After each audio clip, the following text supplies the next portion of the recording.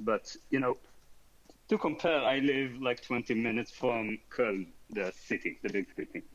Yeah. And All in right. Köln, I have no problem at all to speak English and people will understand me. But in the suburbs, n- most of the people don't speak English. So Yeah. if I go to the supermarket, and it's Yeah. like 20 minutes from the city. It's excellent. It's great. Hmm. But it's nice, it's nice. Got a big apartment, got, yeah, a lot of things that in Israel would have cost me a lot more. In the supermarket, in rent, and bills. Rent and bills. Yeah. Blah. Blah. Like an apartment this size, if you take it like this close to, you take this apartment, get it to a similar uh, range to Tel Aviv, it would cost like twice as much. Shit. Yeah, Wait, how much? How big is it? right. 103 Oh, square meters, that's a three lot. rooms. That's big. That's Yeah, big. it's big, and it costs like 1,400 euro a month with water and heating, Okay. Okay. which is relatively okay, for Well, an I mean, apartment this yeah. size. I mean, it is. I mean, given it's a big thing. You know, it's a big place. So I mean, Yeah, it has to cost a lot, obviously. it does. So, Yeah, it's not but that cheap, but come on, I get like it's a great apartment, well, you too. and I Too. even have an air conditioner in the bedroom, which Okay, is wow. that is fuck all great. Holy shit, I want that. Fuck me. I want air conditioning. This place is horrible in the summer. Mhm. Fucking horrible. I hate it. I hate it. I hate it. I hate it. I have absolutely no idea how you guys managed to live thus far without air conditioning. Dude, fucking I literally and it doesn't work sometimes. If the weather is good outside, it Oh, doesn't work. I have to open both my windows, and then I have to open my door, and then I have to open all on the other side. There's like a French balcony I can open. I can open that door to get like air mm, going through. And then you have But to ask your neighbours in to turn on all their fans and point it toward your house. it's fucking mhm. it's really close. It's worse if you live on the floor above me because up there there's a big like like living room kind of type Mm. big windows and they face in direction of where the sun rises. So it's Oh, hot in the they get morning. all the heat. Worst thing. The sun goes over your head, so in the evening it's on the other side, so it's shining in on the room that's upstairs. So no matter what you do, it's hot upstairs. Hmm. It's just hot. It's just hot. And all the buildings around here, all the houses, the architect decided that they want to be fancy, so they're all covered in stainless steel plates which reflect the sun. So Oof. I'm living in a fucking solar array. It's horrible. Oh my God, that's terrible. That's absolutely terrible. At least you have some fans or something. I don't know. I don't have a fan. I barely have room for it. My the guy the one of my roommates he does have a fan, but You should. How do you survive? You how live about in mine? in an actual sauna. Like, how do you I survive? do. I do. I think my record is like 33 degrees in the room. Horrible. Eh, yeah. I'm not making I mean, it. for that weather, we have like the AC on all the time in Israel. Here, not so much.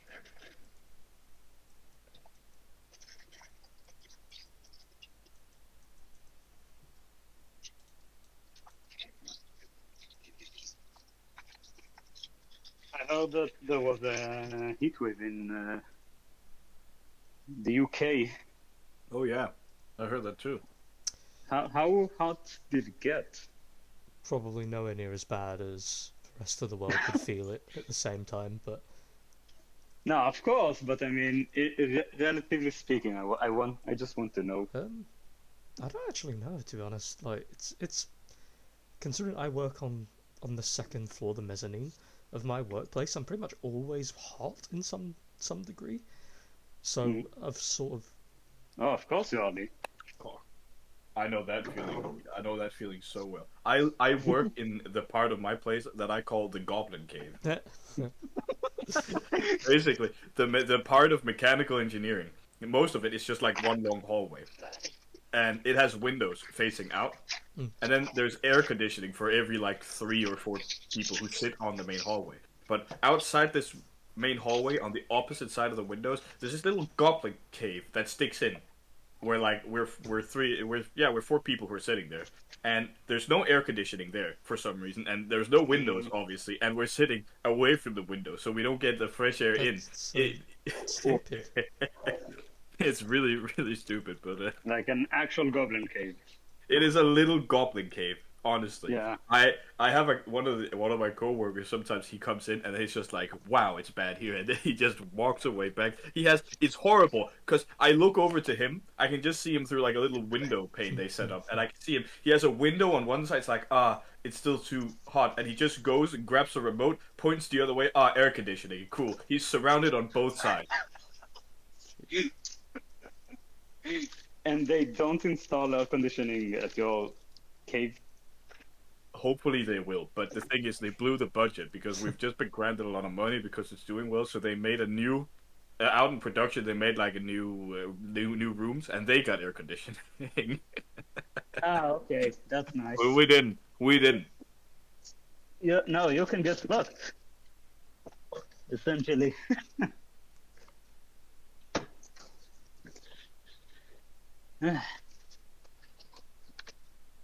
No, seriously, how do you survive without air conditioning? I don't. I want it. I Wow. want it badly.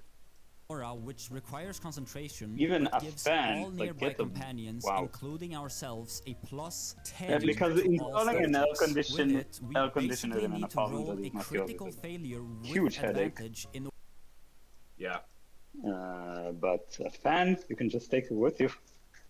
I can, but I literally almost don't have room. In this, my room isn't really super big. I have my desktop, I have a shelf, and I have my bed. That's it. Well, they have room for all the dice. Well, actually, I don't actually have dice. Oh. I don't, yeah. Oh wait, I do. I have like one d20. That's it. I don't have the others. I mean, for D&D, that's mostly what you use, so. Can I roll a d20 for damage next time? Sure. Thank you. This is the part where you're secretly plotting, and it's like, but I didn't say on what spell. And meanwhile, it's your little like laser beams that hits 4 people, and it's like, ha ha ha. 20 damage to 4. That'd be great. What if I don't place hit is though? littered with all the dice that I've made. How many do you have? Made about like 6-7 sets. I sold one to a friend. Wow. Oh, you sold one. Nice. Yeah, he wanted black one, so I was like, alright, I'll give it a go. I think I still have the STL files for a Stegosaurus Rex if you want to make that. What? It's like a dick, but with legs like a dinosaur. Stegosaurus Rex. I'm good. Wow. What I do want to one make of is... my unit, one of my unit groups made a giant one that was like with luminescent like filaments, so we placed it in the group room. What do you think the sounds a Dickosaurus makes is? I don't know, what does a dick sound like? A lot of slapping. Lot of stuff. God. Yeah. Anyway. Okay. Yeah. What I do want to make is, I want to make a chunky D20 in the style of, like, Jurassic Park Amber with a little mosquito in it. Ooh. Oh, that'd be cool. That'd be pretty cool. Yeah.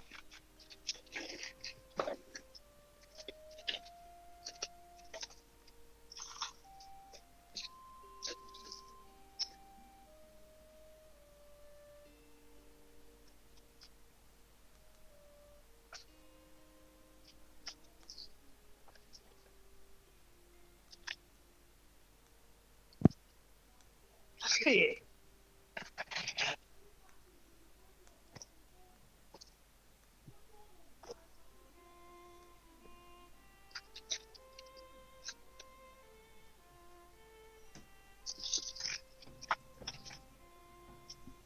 Be right back. Hold on. Okay. Hold on.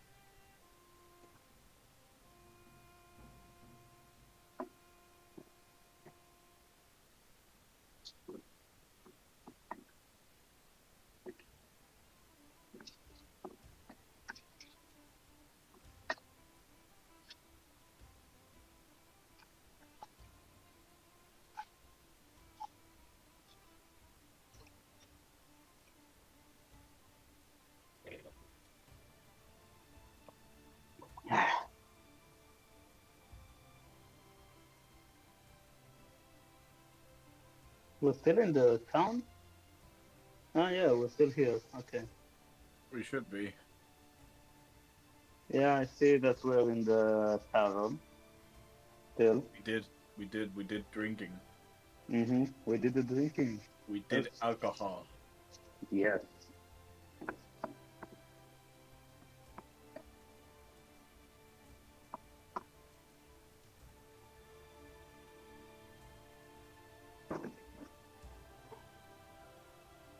Need to get us a drunk, but yeah. Try, bitch.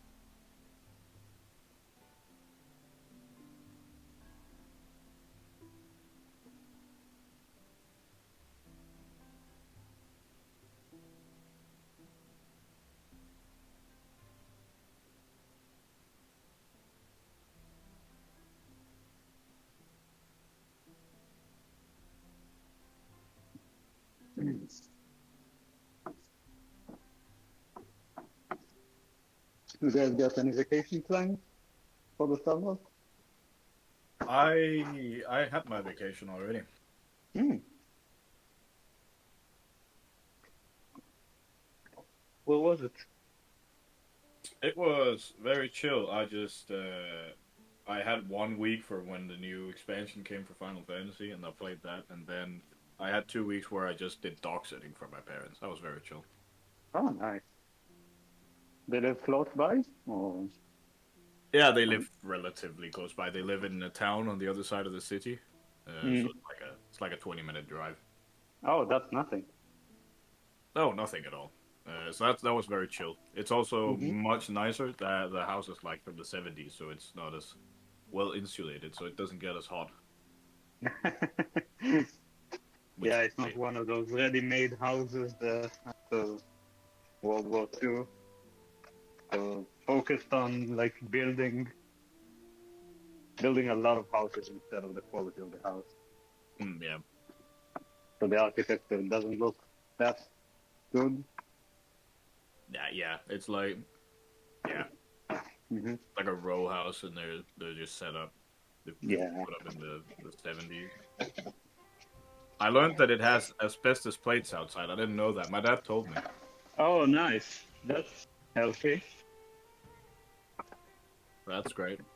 Yeah.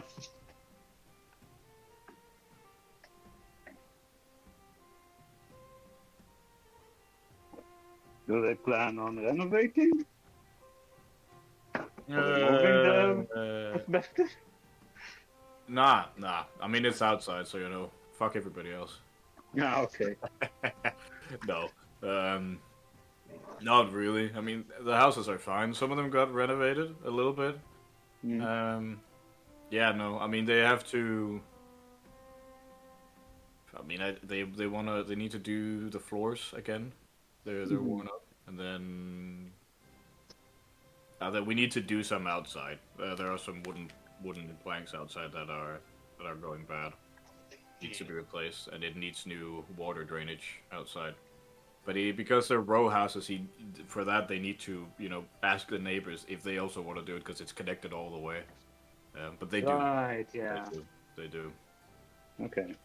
But the neighbor wanted it? Or? Yeah, no, they wanted to. Yeah, they also wanted because they made I mean, probably it was a smart design back then by the architect, but they're like their internal water drainage, which is it looks pretty because you can't see them because they're hidden, but they also clog really easily, and then the water starts seeping into the wood slowly, and eventually they're from the 70s now, 50 years later. If it rains a lot, it could like start dripping in from places. Yeah. But they are the town right outside the town. They're making what we're calling it's super anime. It's called a super hospital. Total hospital. Okay. Super hospital. It's such a name. So that's been driving up prices for the houses a lot. I mean, at least they can sell it? They Or, could if they wanted to. yeah. One of the houses on the street is set to 270,000 euros. Hmm. It's not a really big house. It's like it's a 2-story one. You get a small garden too. You get a driveway from the 70s. But Is that considered like cheap, expensive, or I mean, it's not. somewhere in the middle? Yeah, somewhere in the middle. I mean, for what it is, I mean, I would have bet like a house like that would be like 190 at most. Okay.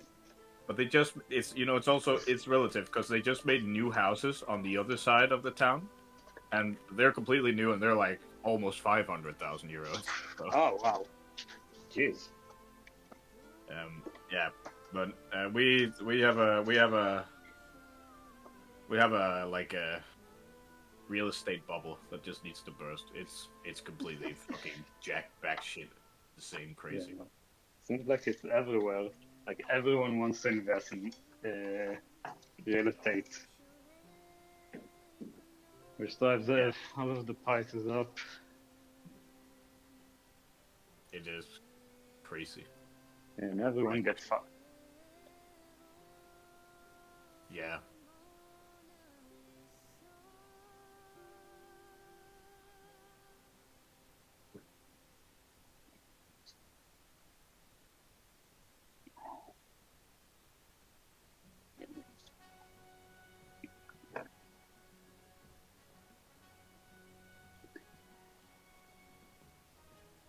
How stressful is your job anyway? My job is not very stressful. Very chill. And you get like 30-ish vacation days? How does it go in Denmark? Yeah, we got a new holiday law a few years back, which is great. Because before that, essentially you would, earn your days and you'd get them all immediately when the new holiday year would begin, which would in total be like 6 weeks. Okay. But that's shit because if you change jobs, then you'd have to wait a year to get any new vacation, and that's kind of fucked up. So now we have a law that dictates if you're like an office worker like me, you earn 2.05 holidays every month, and then I also get what's called like 5 free days. That's nice. So yeah, you add it all up. I have just under 30 days, just exactly. A few hours off. It adds up because I work 37-hour weeks in total, and they're hour based, but yeah. So it's nice. It's pretty chill. Yeah, I had a conversation today at the office. I rent like a space in like a WeWork type of thing, Yeah. and people were like, "Oh, I work in Germany, it's so stressful. People ask you to do things," and I'm like, "You have 30 vacation days. I have 16." It's yeah. Mm-hmm. Socialism, long live, or something. Yeah. It's not I really mean, socialism. It's like being a decent human being. practically, yeah. Uh-huh. But it's. I mean, my job itself is also nice. I don't have a stressful job.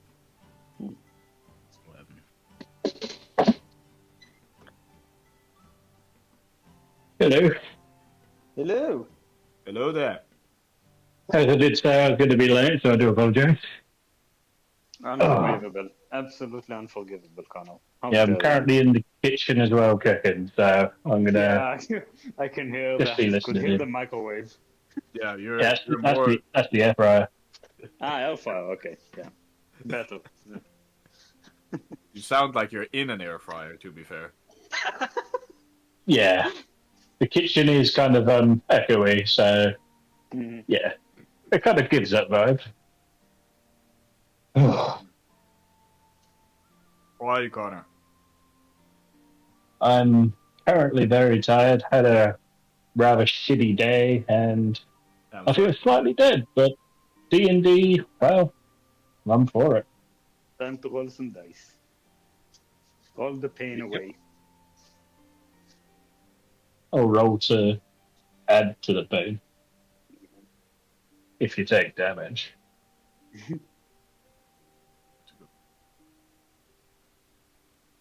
So that's kind of touche.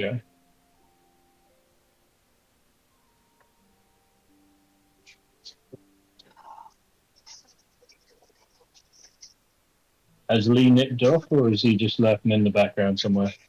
No, he's not here at the moment. He said that he'll be right back like 10 minutes ago. Fair enough. Mm-hmm.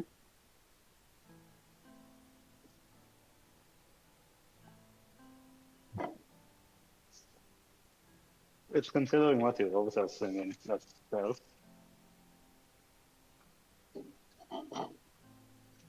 Hmm.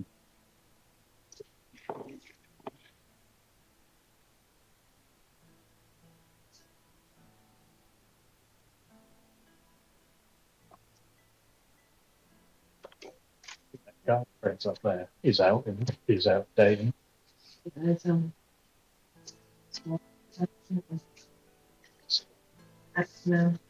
Mm-hmm.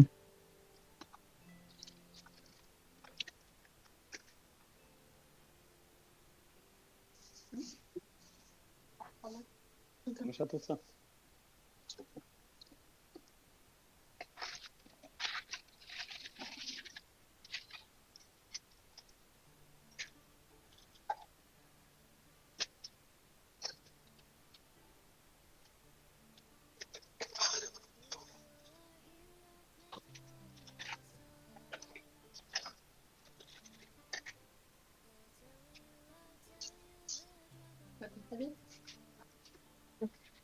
Mhm.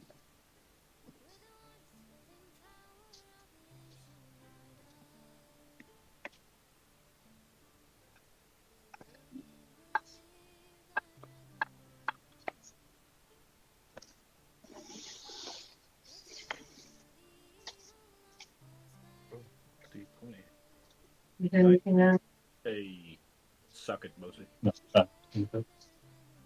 We've got a white bread, another How leg much did you roll? I rolled one higher than you. Ah, how dare you.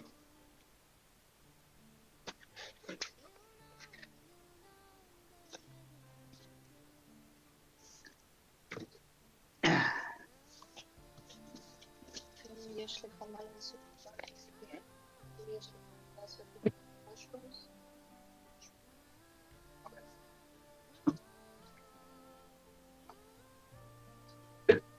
Is that the Skyrim thing?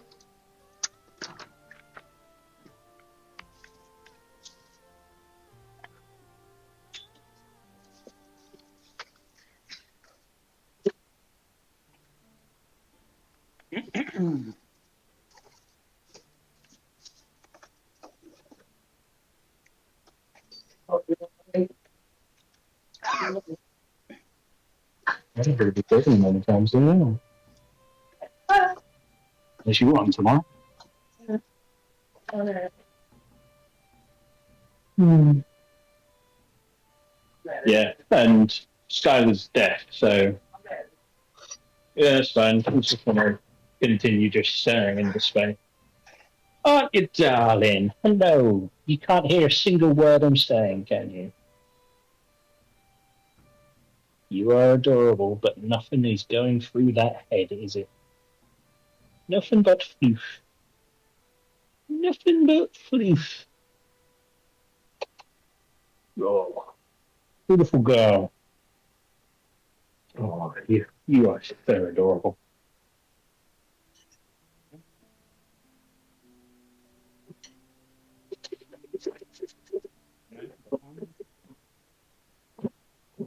Champion, champion.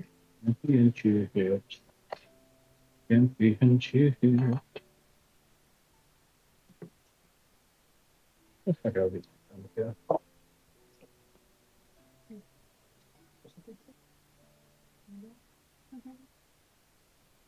Valid twice in a day. Yay.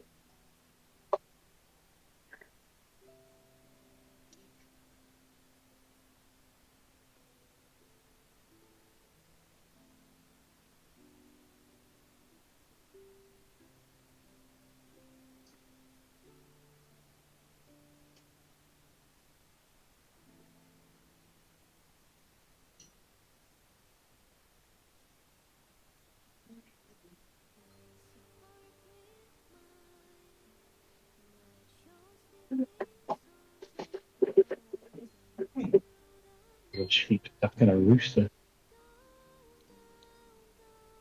A duck, sheep, and a rooster.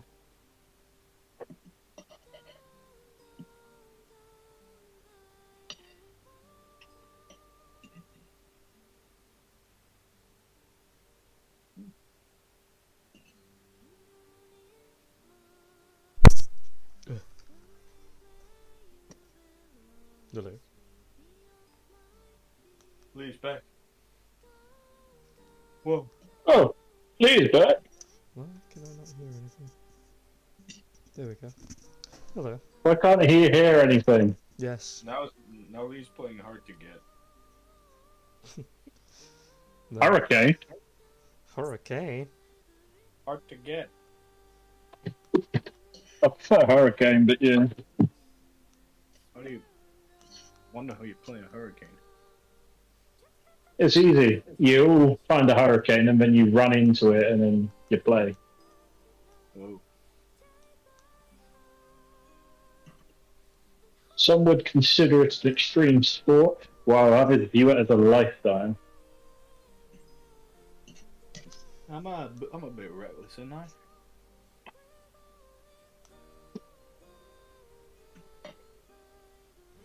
Maybe.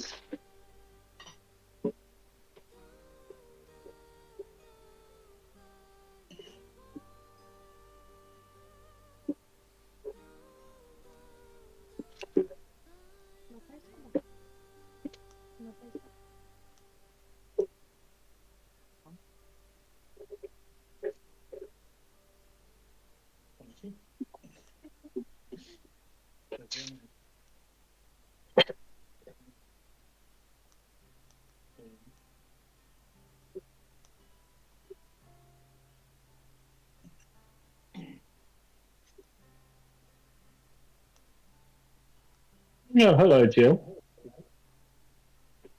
You've decided to join us in the kitchen again, have you, darling?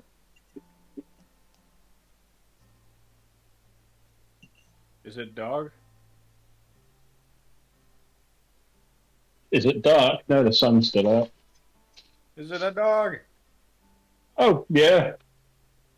Pet the dog. Technically two. Pet them both. I've already pet one. The other one's only just come back in. Haven't you, Jess? Haven't you? Why are you tucking your tail in? You want to see Mum to let you in the room. I said, she'll let you in a minute. Afraid of Danish people. And we are very What? scary. Very, very terrible. Ooh. Hello. Hi. They will give you a Hey. box of cookies, but it will be sewing material. Hello, darling. Oh, you're so cute. Oh, you're so adorable. Yes, you are.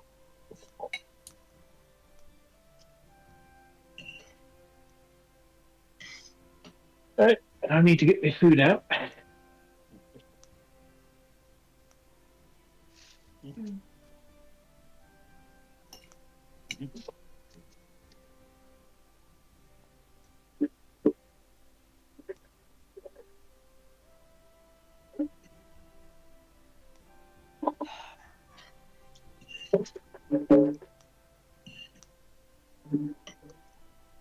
Come on, Scampy, get off the foil.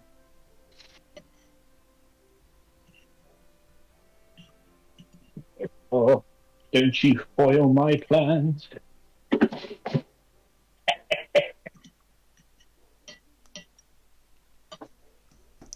I should be back in a minute again.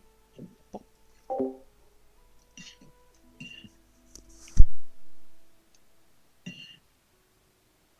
Oh, yeah. You know what? Oh, that kind of went everywhere.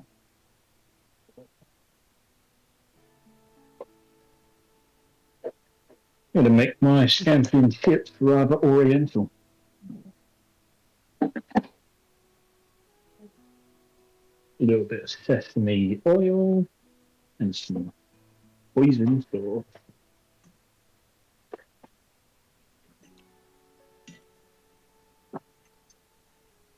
Oh. Yeah. Anything new recently, guys?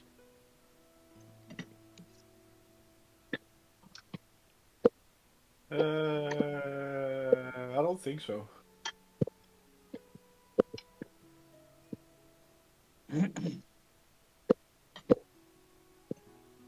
Oh, so you're not joining the bike again, yeah, or anything? Nah, not yet. I tried the locals Hills Angels Club, but they didn't want to let me in. I don't know what I did wrong. I think with Hells Angels, you got to have a certain amount of cred as well as a certain amount of driving time. That might be it. Yeah, they used to let most people in. It used to be if you had all right cred, it was great, but then they started having people crashing because they didn't drive long enough and they didn't know the way of the bike, so they lost members and it went through a whole. They kind of went through like a whole recession of not having enough members, and then people got suicidal, then other people just quit, and then they were like, right, this is getting crazy, this is getting too out of hand. We need professionals. It's just it seems great. I mean, I looked them up and they have like great benefits and good pension plans and everything. And I was thinking, I just wanted a piece of that. I thought that would fit me well.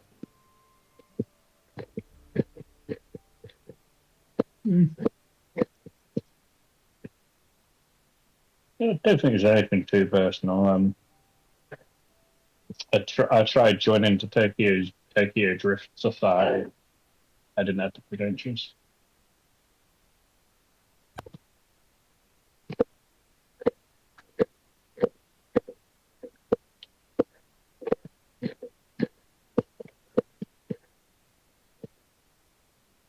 Apparently, Suzuki Swift's quite in.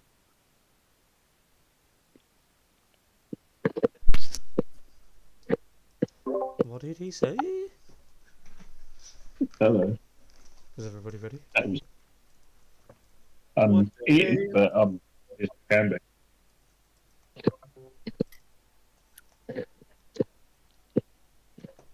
Okay, so if everyone's ready, I would say do a recap, but honestly, it's been that long, I barely remember what happened. It's okay, because I can tell you. We sat in a bar and had a drink. And Varnix went to drink with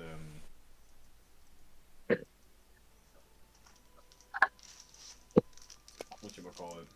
Carrick. I was about to say Varnix, and and that would fit in my Carrick, who I Varnix going to have a to talk with all the voices in his head. No, it was Carrick. I mean, that is basically what we're all doing here, let's be honest.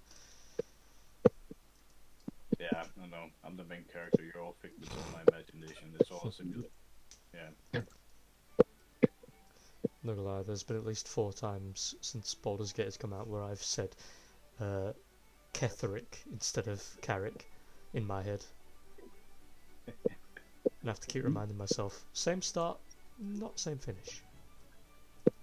No. Alright, Chad, what do you think happened last time? Silent Void. Oh, we're on Twitch? Yeah, but it's more so just testing some things. Okay. So, I better not say anything that could get you banned. Oh, go Hit ahead. that like I button. don't Oh, care. wait, no, that's YouTube. Hit that like button and subscribe to the Twitch channel. Yeah, no. Oh, nice. I like the layout. Thank you. It's been there for a while, to be fair. Yeah, I mean, I don't really look at the stream when we're playing because, you know. Well, spoilers, yeah. Yeah. Oh, fuck. Actually, okay, the best thing is, I didn't think the fact that you're the DM, I was like, how the fuck do we spoil ourselves? We're playing the fucking game. I didn't think, wait a fucking minute. We would be able to see your screen. Yeah. I wonder how.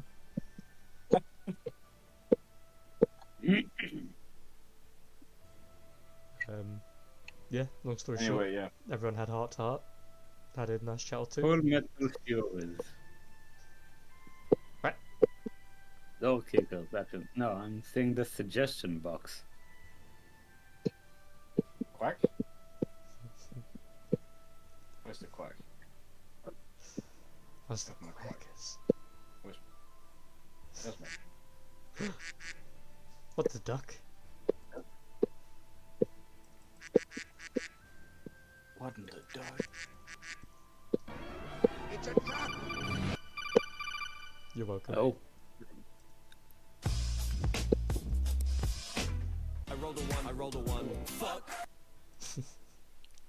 I added those because, of course. Hello. Oh, Okay. good challenge. Yeah, there were some other little additions at the end of the session. Some little nods to what might be happening in the future. Otherwise, and maybe good to restart the game on, we kind of had an open what to do next kind of thing, since where we left off, obviously you were all talking and that, and you're waiting, maybe if you want to, a couple of days before the rest of the village gets here. But that's... Actually, where we left it off was that we all decided to wait until the rest of the people came. I thought that's what we decided last time. Yeah. You finished on the new day arised and that Reginald and co were just starting to come in. Well, that then I guess we have options. Right, just finish my food. I'll be running upstairs in a minute. Yo. So let's check you all on the ground floor.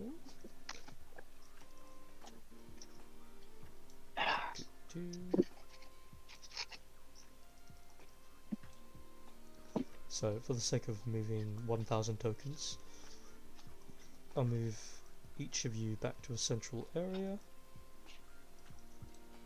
Assuming I can find everyone. Hold on. Oh, you're all there. There we go. Let So, dogs in. as you No, come on, guys. In the room.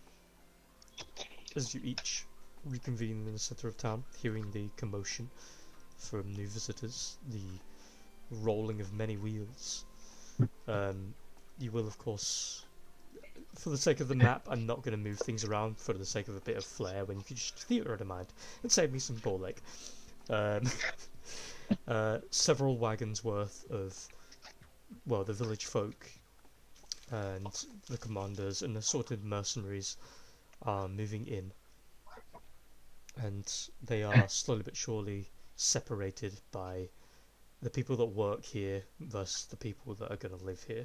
The people that are going to live here are pulled away by other similar people from other similar villages nearby and shown to the living quarters. There are slight confused grumbles here and there, but some people are, you know, like with their kids, they're just looking around like, wow, is this like a castle? And then they wander off to their little humbler boats. The soldiers and mercenaries that were with you in the village sort of just get the lay of the land and commune with the other officers here. You guys are given a nod, but then Reginald will of course head straight to work, as much as he would love to wait on you and say hi. He clearly has some things to do. But you take it to mean that you will see him at some point today. As everyone from the carriages starts splitting up and things are put away, people are taken to their sort of zones. Is there anything you guys want to do during the day? Because you now have access to the same amenities as you did when you were in the Windall village itself, which would include your merchant,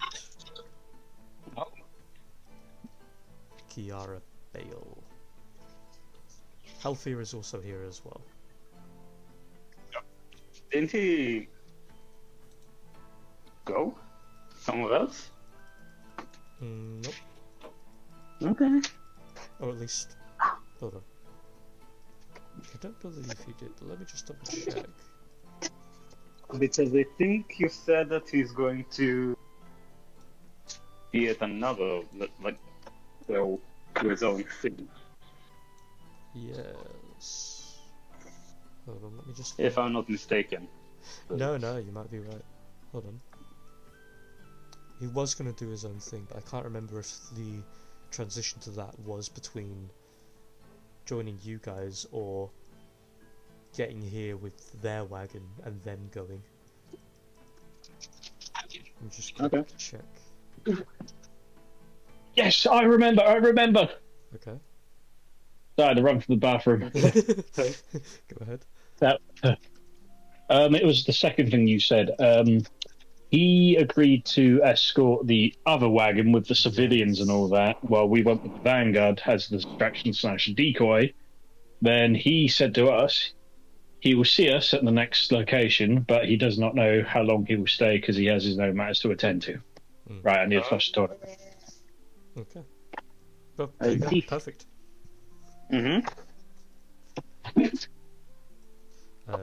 Yeah, so you see him here with you. Asuga called. The what? Asuga being winged. Let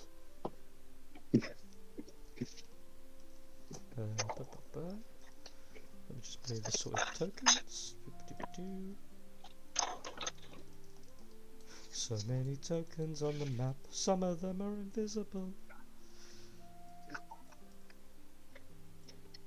Okay, so with Kiara, she will be mostly in the underground, which is where the tavern is, or she will be overground, stood next to one of the gates. She will pretty much always be available if you are in the keep, bar at midnight, because of course go to sleep. So if you need anything from her, you can easily chat to her. Reginald, for the 99% of the time he is awake, will be in the main meeting room, or in the same subsequent building near the top floor, which is the building to your left for context. He will be inside the meeting room, which predominantly will be locked if, of course, there is a meeting. Otherwise, if you see the doors unlocked physically on the map, you can go in and commune with him and whomsoever is there, because the meeting's apparently not that important if the door is open. Same goes, of course, for El Nelis. Let me just make sure everybody is here. In that same vein, Gull will be staying in similar housing to what you guys have, but he won't be in the same area as he doesn't do the same work. But for the most part, I would just keep him in that same building to your left, just in case you need to interact with him. Hello again. Hello again. I am now on the PC. Nice. Yeah, sorry, I might have missed that last snippet about Elise. Oh no, that's fine. I was basically just saying this is where people will be, but it's more just theatre of the mind stuff, really. Gotcha. Just now logging on words. Yeah, now logging on row 22.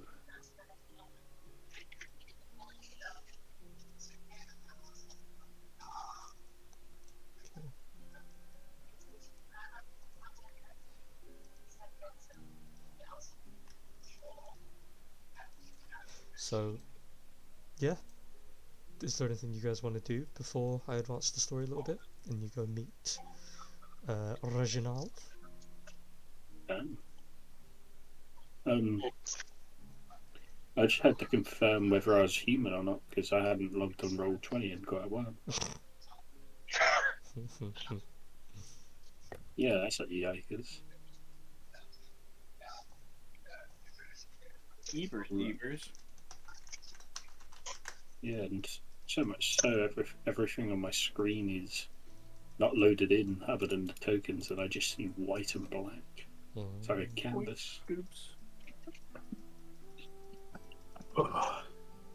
So right, nice, I'm loaded in. I'm in the business. So is there anything anyone wants to do? Varnus would just spend the majority of his time in the blacksmith to make the kunai chain. Kunai chain. I suppose I might have a little bit of maintenance work on a couple of bits of my gear to see if there's like any rust or any sort of like kinks or nicks in the sword and shield, and just buffer them out and smoothing the edges of the sword to sharpen it. And then I'll probably just basically just exercise to get my body limber and motivated for the day ahead. Okay. After inspecting your equipment a bit more thoroughly, after that last fight you did, there were a couple of like decent slams here and there on your armor, and you do notice it's a little bit close to the chest in some places. Not enough to really be detrimental or hard to get on, but as you do look a bit more, there are like these long slash kind of like indents, and you see your shield is probably best being replaced at some point. It'll serve you fine enough for a good while to come, but eventually it's going to fall apart. The amount of like blade carvings and bumps you've had in the thing, and you notice a very new carving into the shield that looks like it went through it a few millimeters and has cleaved off a chunk of the shield. More than likely an attack from your brother when he's just using his greatsword. But beyond that, there's nothing particularly detrimental to you. It's more of a cosmetic. Yeah.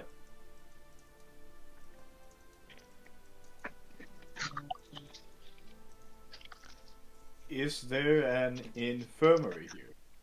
There is. It's been made. Let me just double check. Because there's a lot I'm of just going to see doors. what I would have got. ما تشعرش. بامبو. نخوات.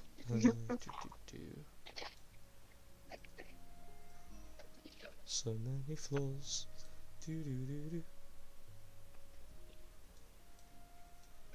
Get down to the floor. Get down to the floor. Trick it around No, but don't. and give it some No, more. but then I'm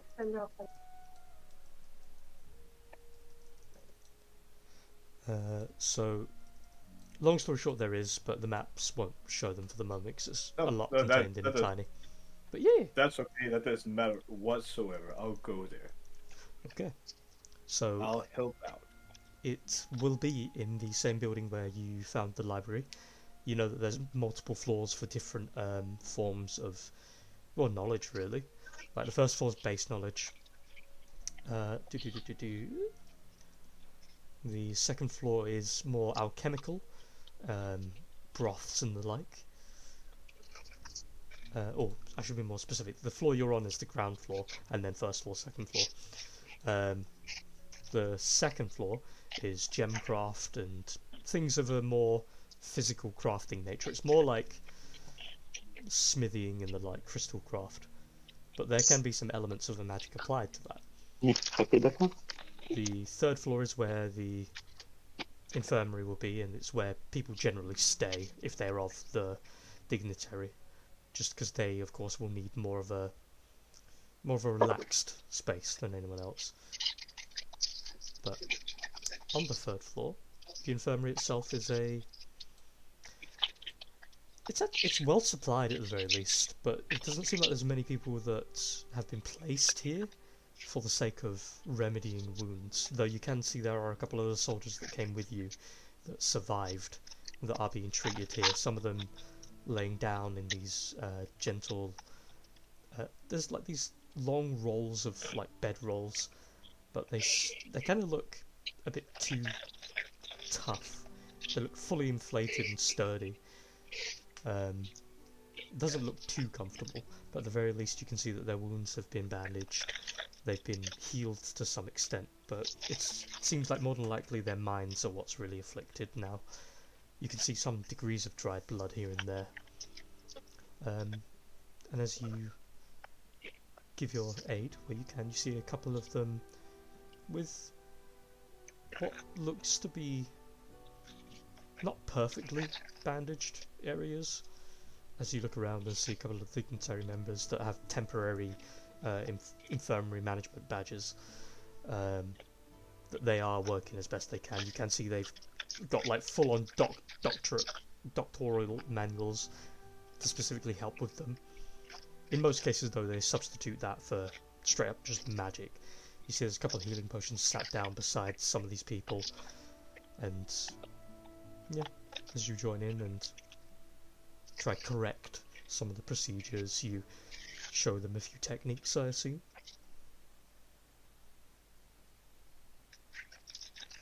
That was more. Very good.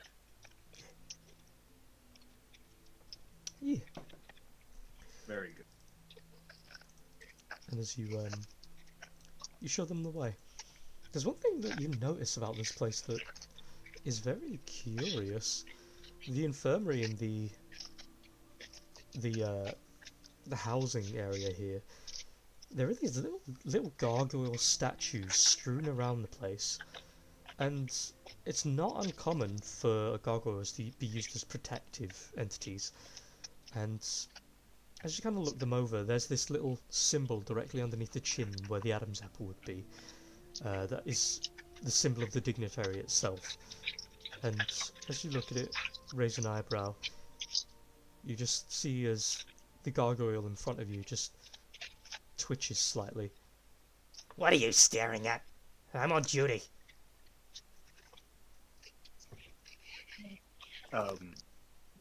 Apologies, I've never seen a gargoyle up close before. No, there's a talking one. You can talk? What? Yeah, of course I can talk. How else am I going to warn people if someone's walking in here? Well, usually screeching would do, I imagine, for most conjure beings, you know? I can start screeching if you want. I'd rather you didn't. No, I was inferring. I was just impressed that you're so articulate. I'm very affluent in many things, mostly speaking, but hitting things also works, and screeching is definitely one of them, as you so properly purported. Indeed. You are a ward here, then, in that case. Yes. I am a... well, technically I'm more of a familiar placed in rock, but I chose this form, so... It gets a bit complicated magic stuff, but yes, I'm a ward. Interesting. And your primary objective is to guard this floor, I assume. Yes. As was my designation on creation. How come there are wards here, but not on the first floors? Well, this particular ward is where the higher minds are kept of the dignitary. They want to make sure they survive. So, if we lose information, we already have it recreated elsewhere.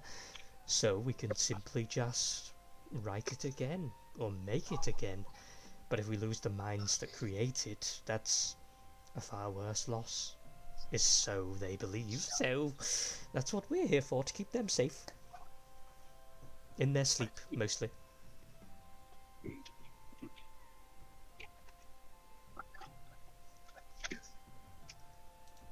Well, a creative solution. Yes. Do you not... Wait. I only just realized you're not... Do you not have a ward?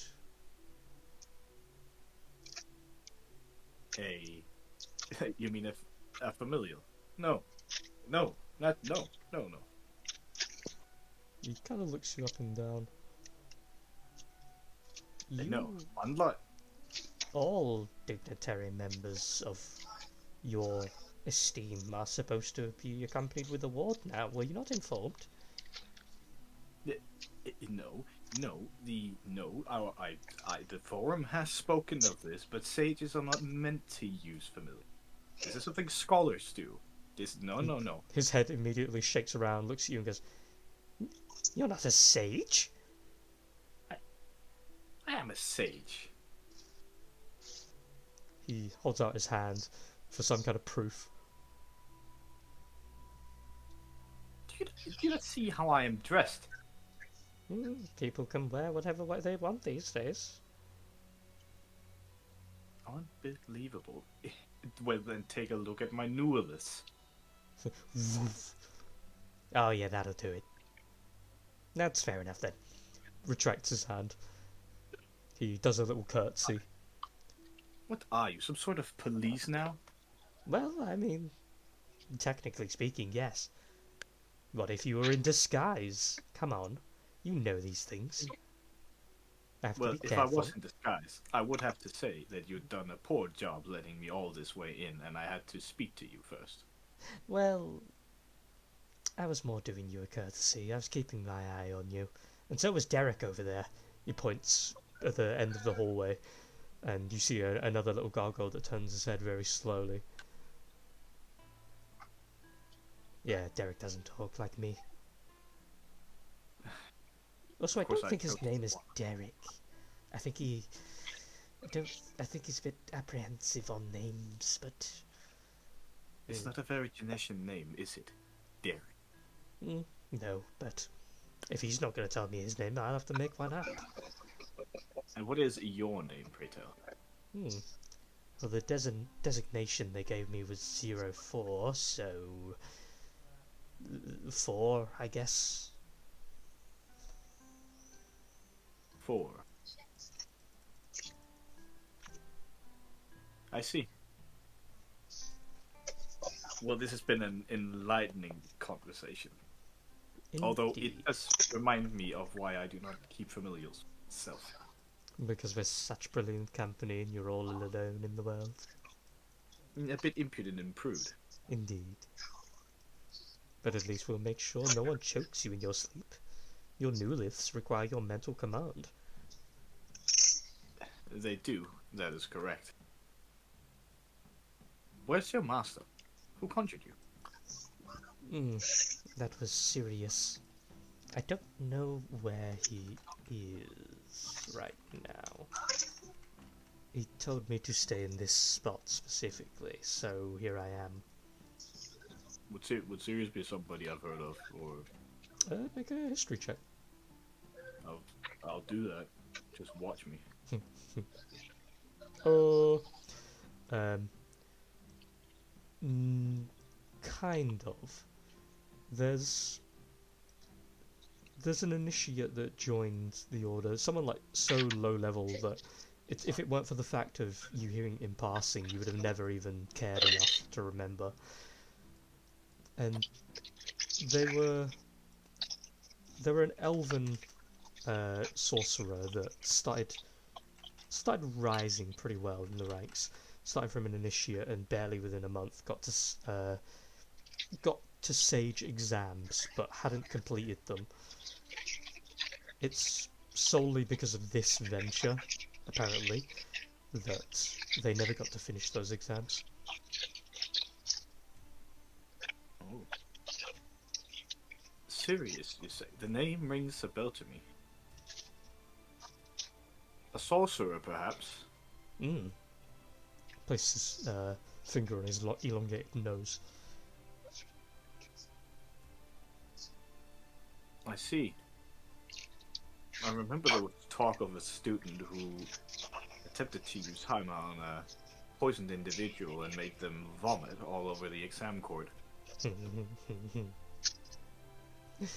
As much as I would love to say that was him, I don't know for certain. I was conjured a little bit after that time. Well, it makes sense. Conjurings aren't exactly... Well, prohibited isn't exactly the word, but proactive to do on court grounds. Imagine all of the confused little common folk. Listen, the fairies the scholars get to carry around within the library are already horrible enough. I do not want gargoyles as the next thing.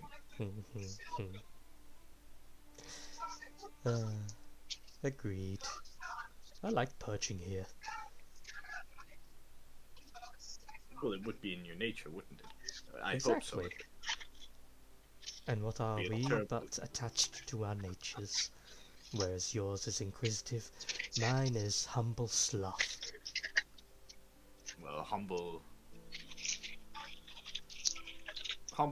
is beautiful, but nonetheless, I digress. So, you've just been left here to walk this place. Well, that makes sense, at least. Does that mean the guards don't come, since you're already here? Pretty much. They usually just tip to the next floor. That's if they've got the right credentials, at least. Although, to be fair, the next floor is the roof. So... they have How come no one ballistas. stopped me? How come no one stopped me from getting to this floor? Like, certainly there would be some sort of security check. As far as I remember, there are supposed to be wards in place, not like me, magic wards, that ID you on moving up. The only problem is it doesn't do a visual inspection. I see. He leans forward and acts as if he's tugging your outfit. That, typically, the feel, the energy that your outfit gives off is what helps you come up the steps. Makes sense, I suppose.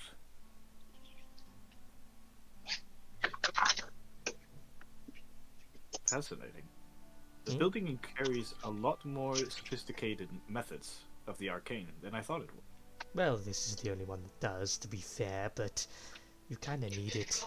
Whereas those blockheads in the other building have all of their swords and stabby things, we have true magic. And other arcane things.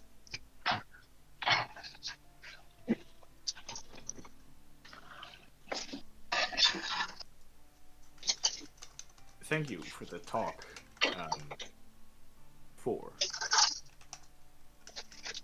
I will continue my duties and tend to some of the lesser trained around here. You do that, and I suppose I will see you whenever you decide to have a little wanderlust and come back up here.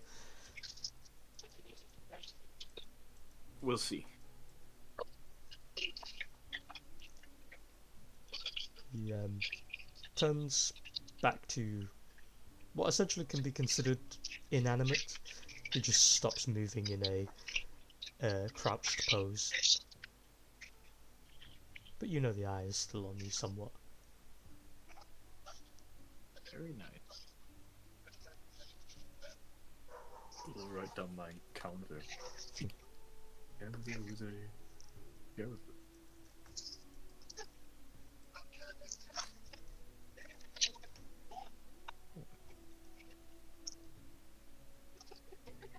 So, anybody else have anyone they want to chat to you?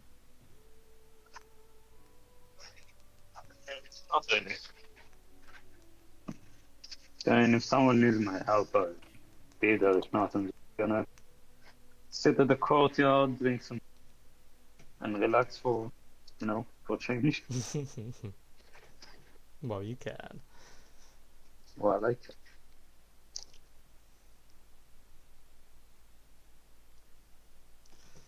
So, as Carrick and Varnex are dinging out a few fancy weapons and a new weapon in general, and the rest of you are giving your skills, the day slips very nice and gently ahead as the night comes along. Each of you are called by Reginald to the central building's meeting room at your own haste. By this point, the chain links for the Kunoe chain are fully done.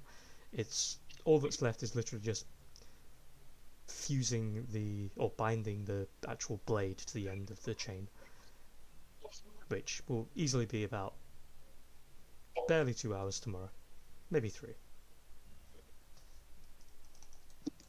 So both components are done. It's just attaching them. Mm-hmm. Alrighty. Oh, how long is the chain? I suppose that's up to you, because you can easily get away with 10 feet.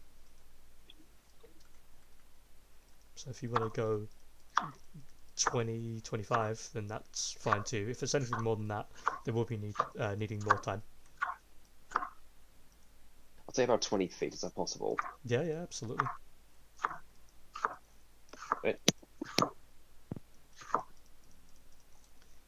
Okay. So, I've moved you guys into a different area, the meeting room.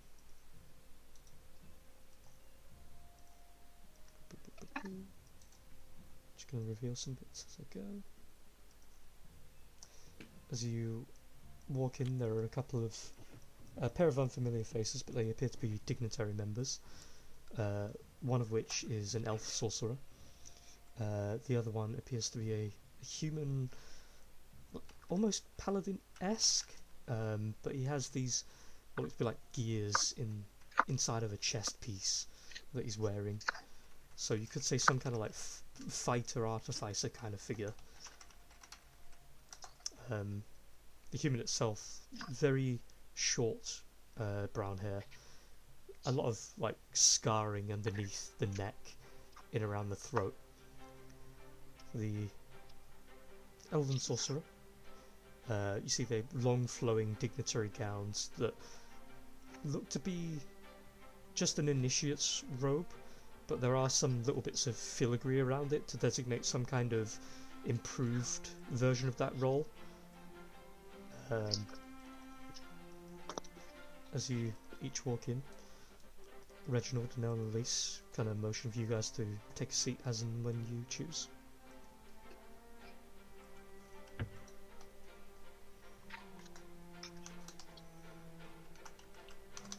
Fair enough.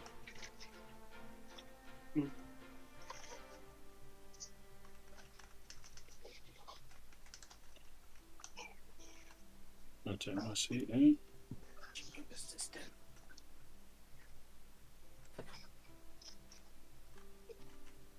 I'll just have Brick randomly just here.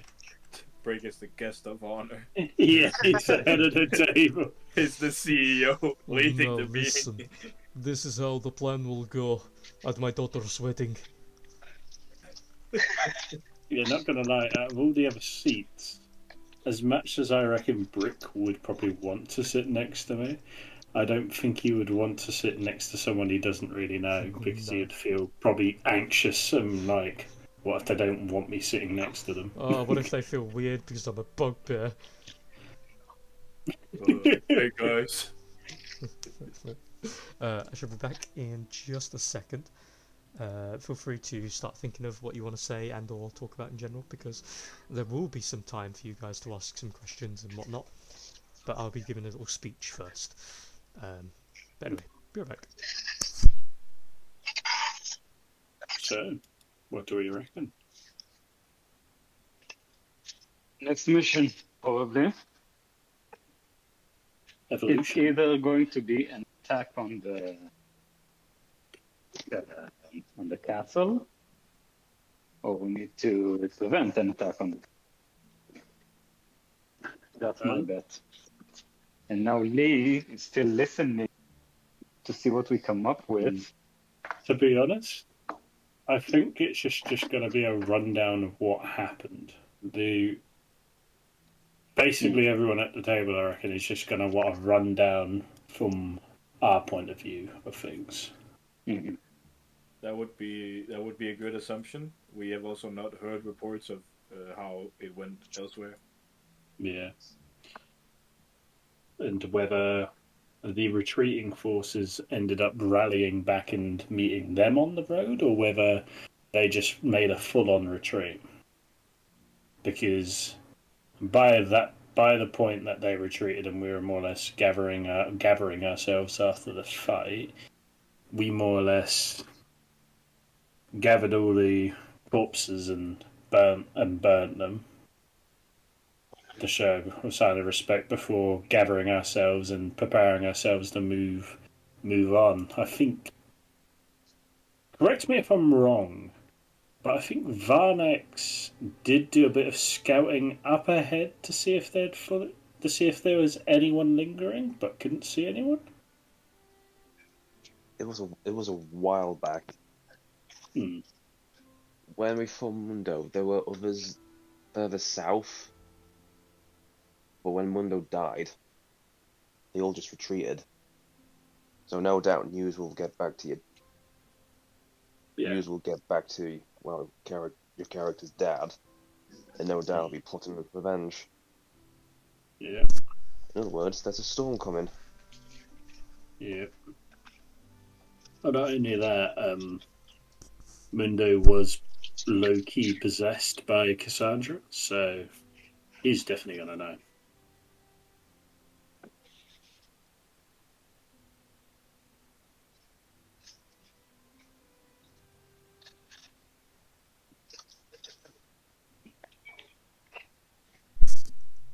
Yeah.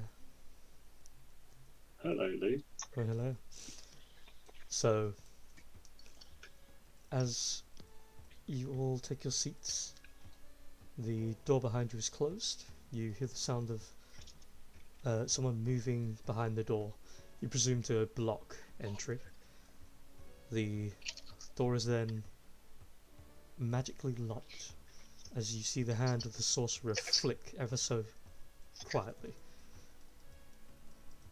And you hear the latch go sliding through. And the sound of a key turning in the door, though you never see an actual physical key turn. After that, Reginald leans forward, presses his hand down on the table, presses something in. You see this small indent sink in barely half an inch, and then he moves back, rests very gently, and from the centre of the room you see this bubble start to emit out slowly across the room, stopping just as it hits the walls, And like this actual physical bubble, you can see this very, very gentle blue sphere around the room, encompassing the walls itself. For those of you magically inclined, you know this to be a silence spell, but as you look at that, you can still hear things in the room. And I'd say especially so for our dear dignitary member, you know that this is a reversion, a spell casting where the effects, of course, are reversed. Something that's been tinkered with in the previous years.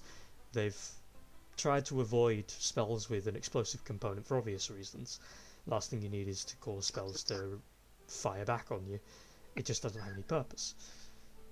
Typically, it only really works best when it doesn't focus on other creatures specifically. Taking small things like sound away works fine. Stuff like identify, for example, would work because it's telling you about you. As the reversion surrounds the room, each of you do feel that weird sensation of something coming over you and knowing it's come over you, but then seeing that nothing has really changed for you. And Reginald sits back properly. You hear a gentle cracking of the neck. He looks around the room, leans forward and says, "Now then, it appears we've had a little bit too much time on our hands. Why don't we get the first meeting of our new establishment settled? Firstly, it's good to see all of you in relatively tip-top shape. I should introduce you all to each other. Over there," and he points to the two visitors, "Sirius, one of our up-and-coming sages," points immediately to his left, which would be, of course, toward you, Asta.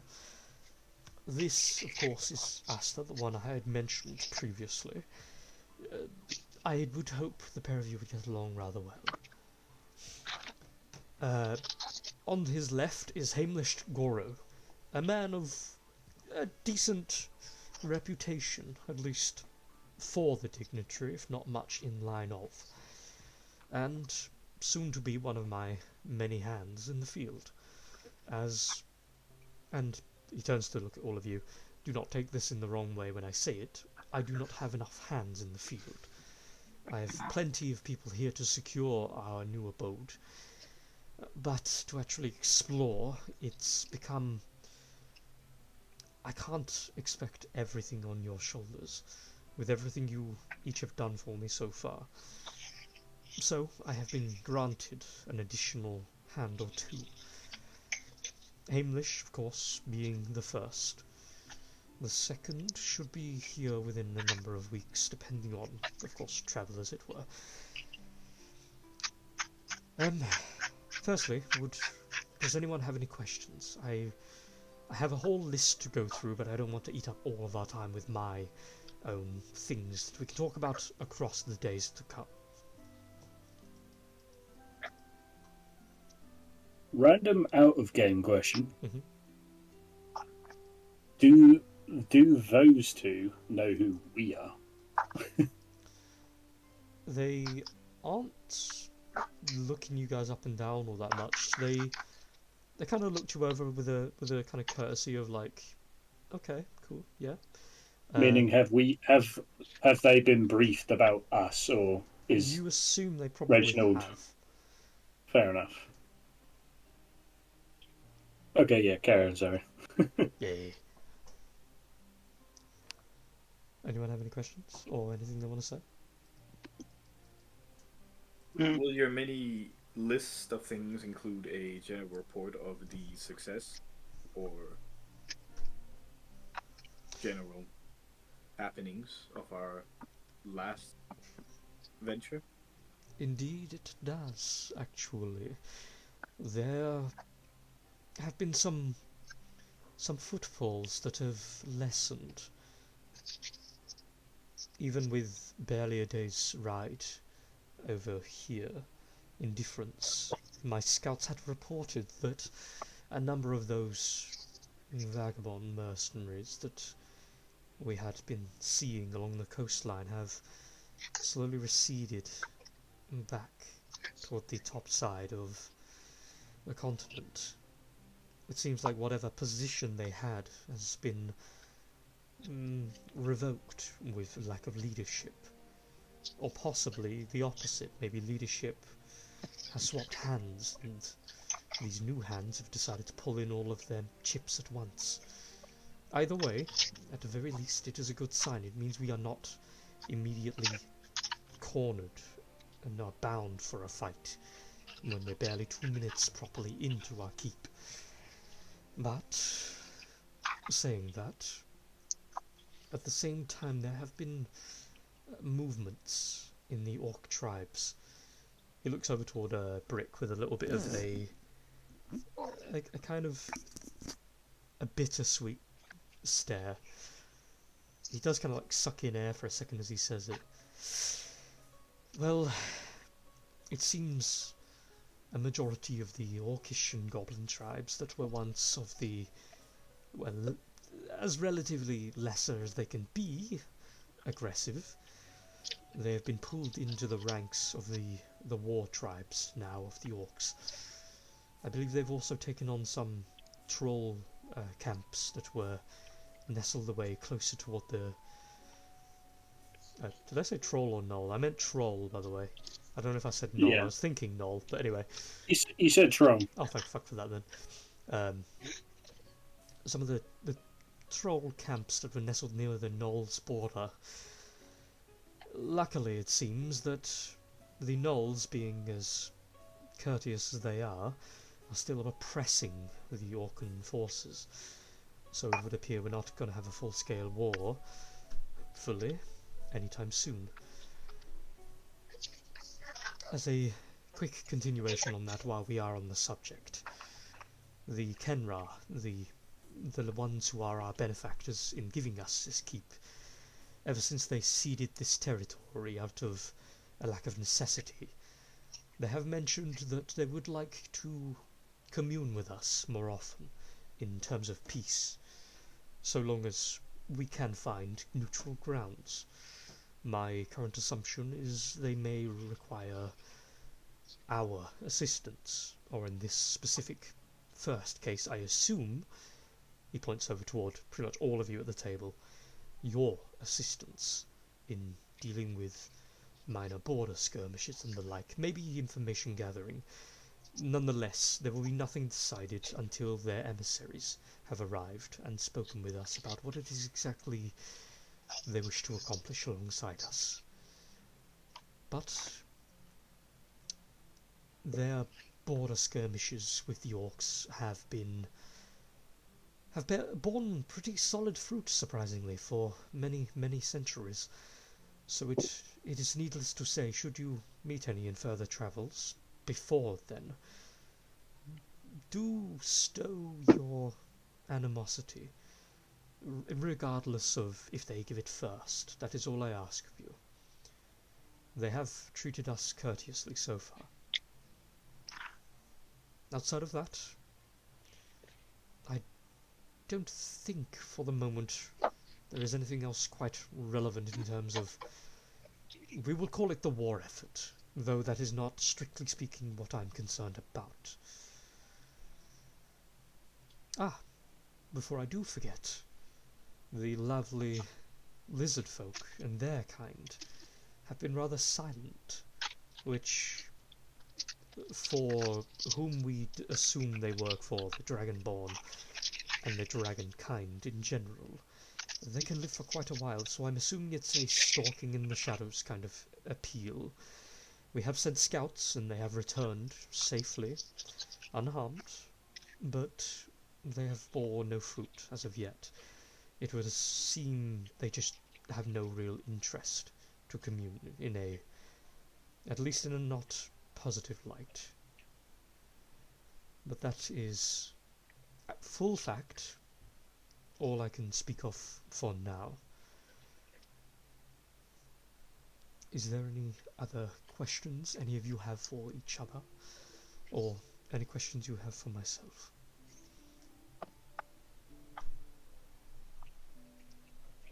What about the Jinsei, the emissaries from Theron? Are we still in speaking terms with them?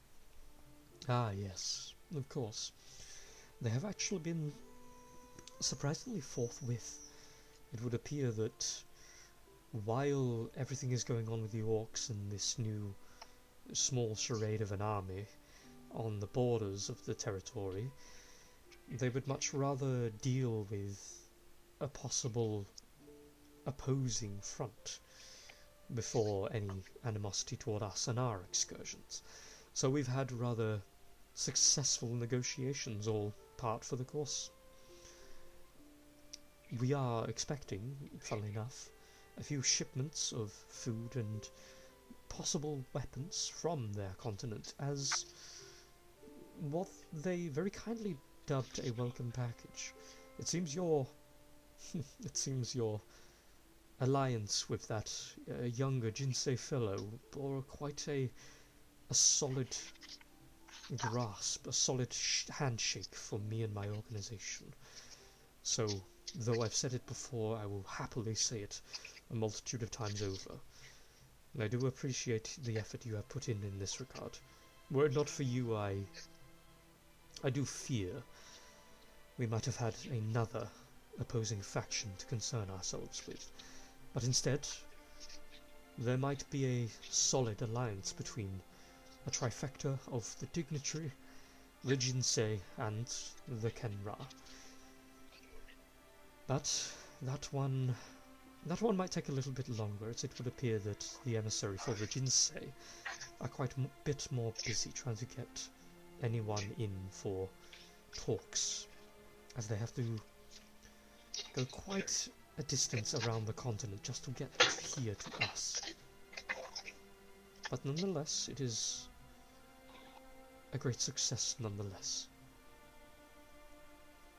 Speaking of concerns and our generous hosts, what are their stance on the actual purpose of being here? Namely, investigation. Speaking of not only logistics that they're providing us, what else is on the table? Well, up until our first negotiation, it would appear that not a single other species that ever lived outside of the Kenra's territory ever stood there as equals. The Kenra have a one-mind system where theirs is the superior force, not in terms of they demand your servitude. It's more so in the way they rule, the way they adhere to the regulations. They keep close the lives of those among them. They keep close and keep deep respect to their dead. But other races that have ever stood foot on their grounds have been told to submit or give their life for their deities and for their beloved dead. We were the first to ever set foot in their territory. And I tell you, it is a true marvel. The entirety of their lands are barren and sand-covered with these fantastical storms that they seem to control, and they said that many parts of their land have remained untouched, unpillaged for centuries, thanks to their control over these storms. And as long as we were observed, they said we are more than allowed to come and inspect some of their ancient and well-kept secrets. And now I'm glad that the reversion is up, because one such area in particular that intrigues me, that I wish we can get to one day, is in the dead heart of their capital, where once is supposed to have lain a great weapon that has lain dormant since the dawn of the creation of this world itself. I wish to know if it is myth or fact. It is a long-term goal and not the priority, but nonetheless. Outside of that, of course, should we succeed, there will be commerce between us and another ally in the possible future war effort. It cannot be left unstated that if it is just us and the Jinsei against the orcs, they will run us down, especially with their new allies. And though the gnolls are relatively numerous, they are only in one section of the island, oppressed. And there is nothing saying that the lizard folk themselves wouldn't then take the chance to attack us as well, or stomp through us on the way to the orcs to quell them. If nothing else, the boon we are achieving is a possible contingent of soldiers from the Kenra to assist us in pushing further into other territories, as well as their own. It goes... So what is the military stance on the continued cooperation with Canada? They are rather neutral, it would appear, though they are strictly vehemently, as of the moment, against anything more than 5 people at once entering their cities. They are rather guarded, with fair understanding. It would appear they have a sordid history with the other clans, and do believe us to be the same. So that is why they wish to give small dialogues. But a neutral stance is the best way to put it, as they have no desire to see harm to us, nor do they have a desire to protect us. If that answers your question in any real way. I don't mean to question the authorities back at the dignitary, however I am more curious of what the deepest intentions are of this cooperation. Are we to providing military services? Are we meant to be logistic handlers? I have my orders as what to do. However, I'm more interested in where this expedition is heading. He nods and fists are like cupped together, one fist in the other palm, and he's looking forward and just starts to speak. Yes, about that. It is a rather progressive one, shall we say. As of current, your duty as a dignitary member is to continue as you are. Your current adventuring allies here, they are essentially mercenaries, of which can choose to give or take any job they desire. My friends over there are contractors specifically toward my name, and of course, Enlilise is fully hired by the dignitary, though there is something of a sponsorship behind even that. We, as of current, are in a flexible state where I am being slowly transitioned into a knight commander in the event that a crusade should happen to occur. I am becoming the head controller of the situation here, meaning that should the need arise for a armed force to take up arms and defend your expedition forces, then I am to do so with whatever resources available. Hence I am spreading myself a little bit. But other than that, the dignitary is here doing as they always have. They are here to learn. They are here to spread what knowledge they can. And with that in mind, and whatever forces we may gather, I further spread that knowledge. So to answer your question in a few words, the dignitary is becoming pseudo-militaristic, or at least any that choose to be, while in my control. There will be a forward to you and the other members who are currently here. There will be an increased pay, there will be a docket, all of which describing the changes to your contract, so should you choose to take it.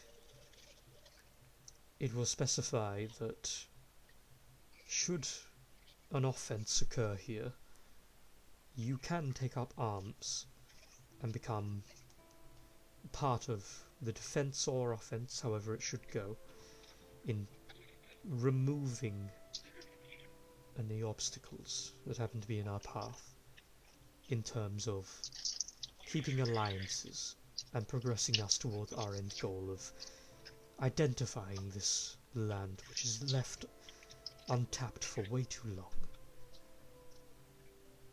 But at the same time, should you choose to forego the militaristic contract, there will be some services, there will be some meetings I cannot have you in anymore, even as a sage. Otherwise, things will be as normal. But it is a progressing situation.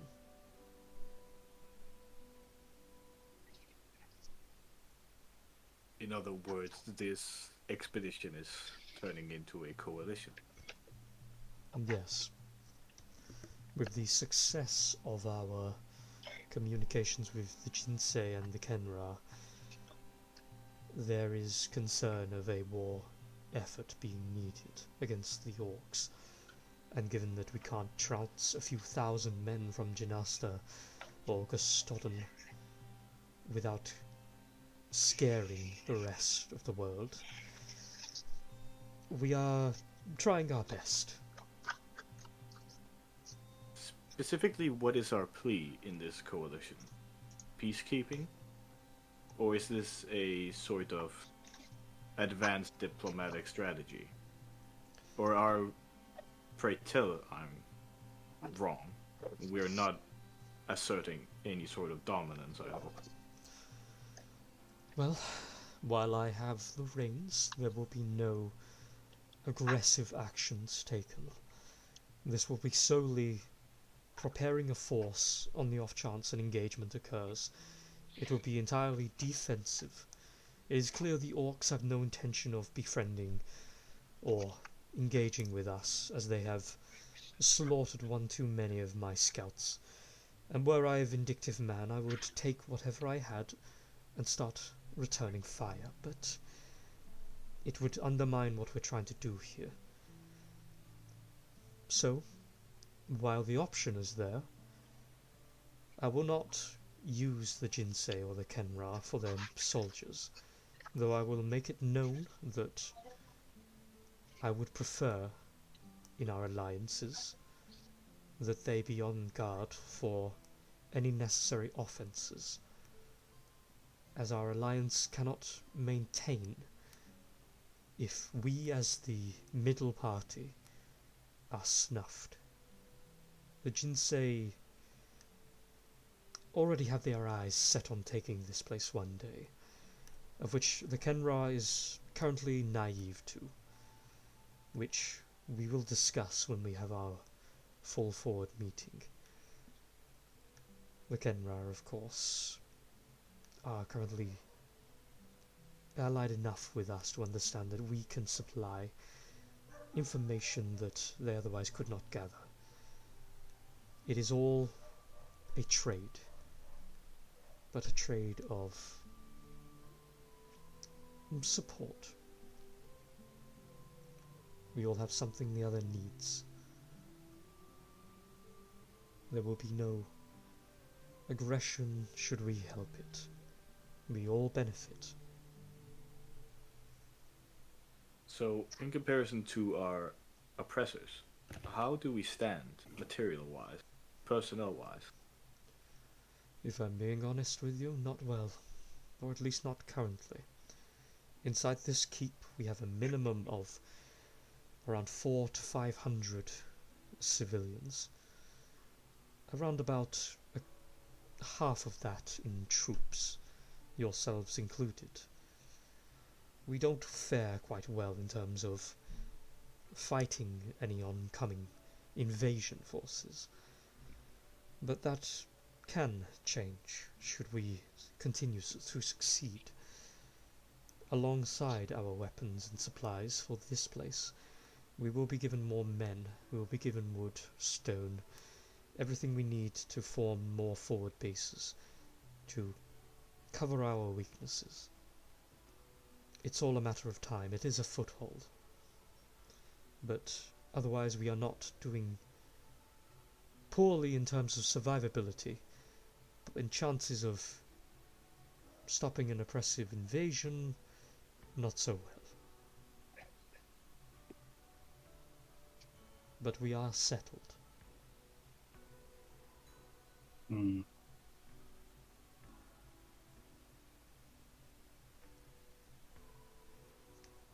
Any chance for a diplomatic outcome? Between the orcs and us. They have a goal, surely. And some sort of motive behind it, surely. Surely. But trying to get a single word out of them has been a nauseating experience.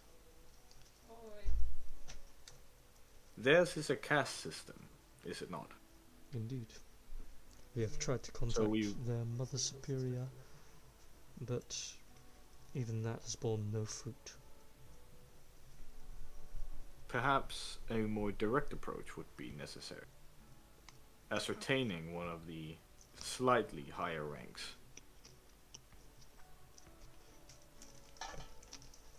As far as we believe, the Mother Superior is their superior rank. Well, understandably, but they must be well organized, which means there must be some sort of higher.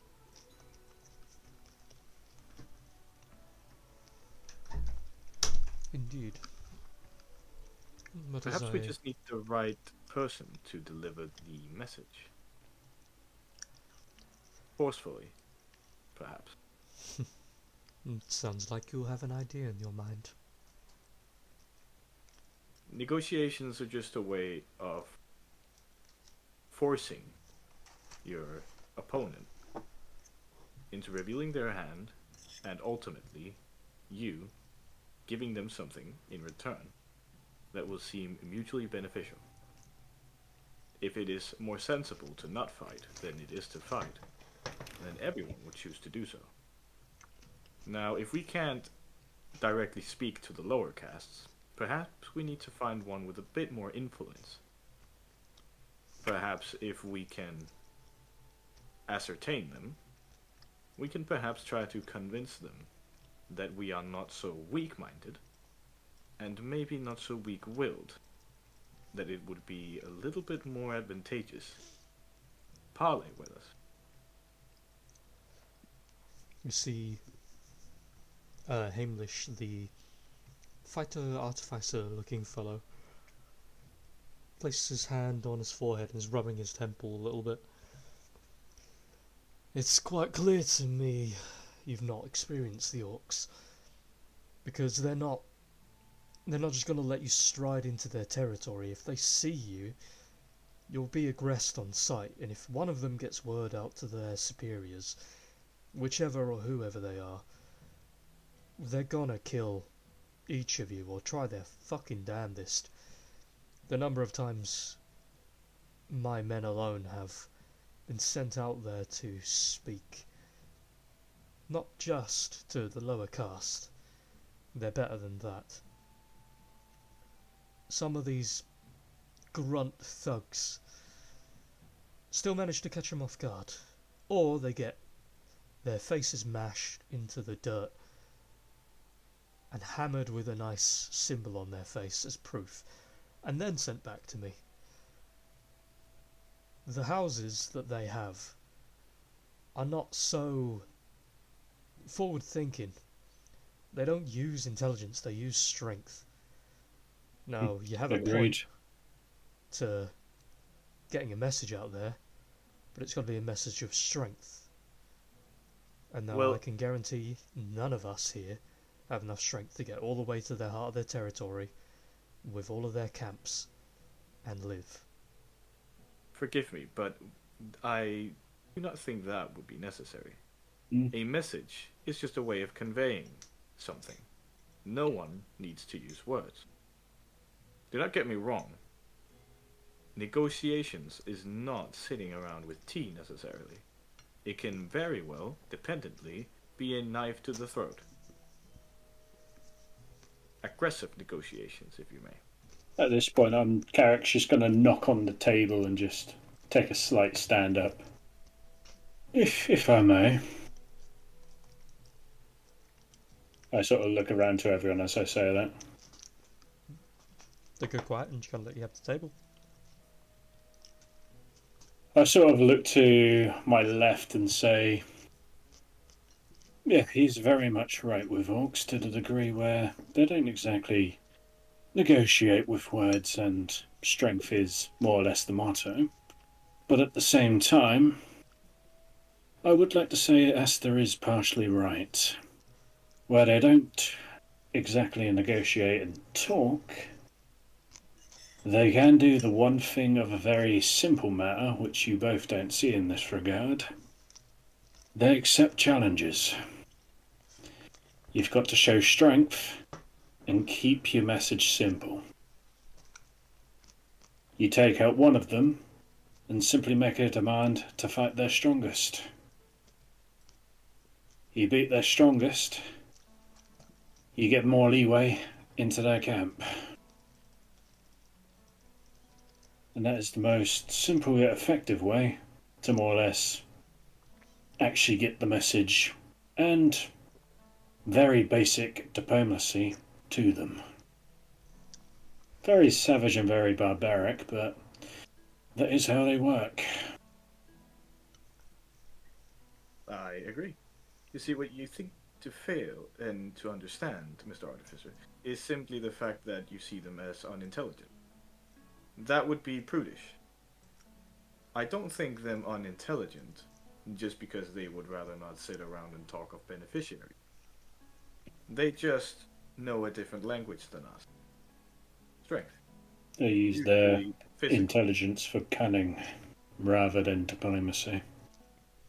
They look into war tactics and they look into ways of how to improve their strength more and how to acquire weapons.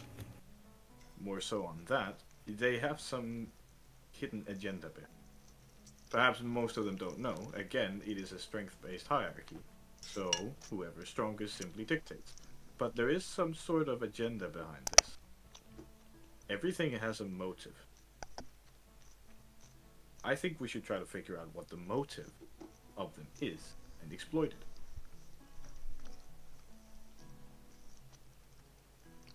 Though to do that, we do need to get good enough intel, which means getting someone higher up the hierarchy. Either the leader of a camp or a settled of camps. I don't know what their structure looks like, although maybe Carrick has some insight on this. We just need someone who is high enough up to have some knowledge and some say. And, well, as Carrick put it mildly, challenge him.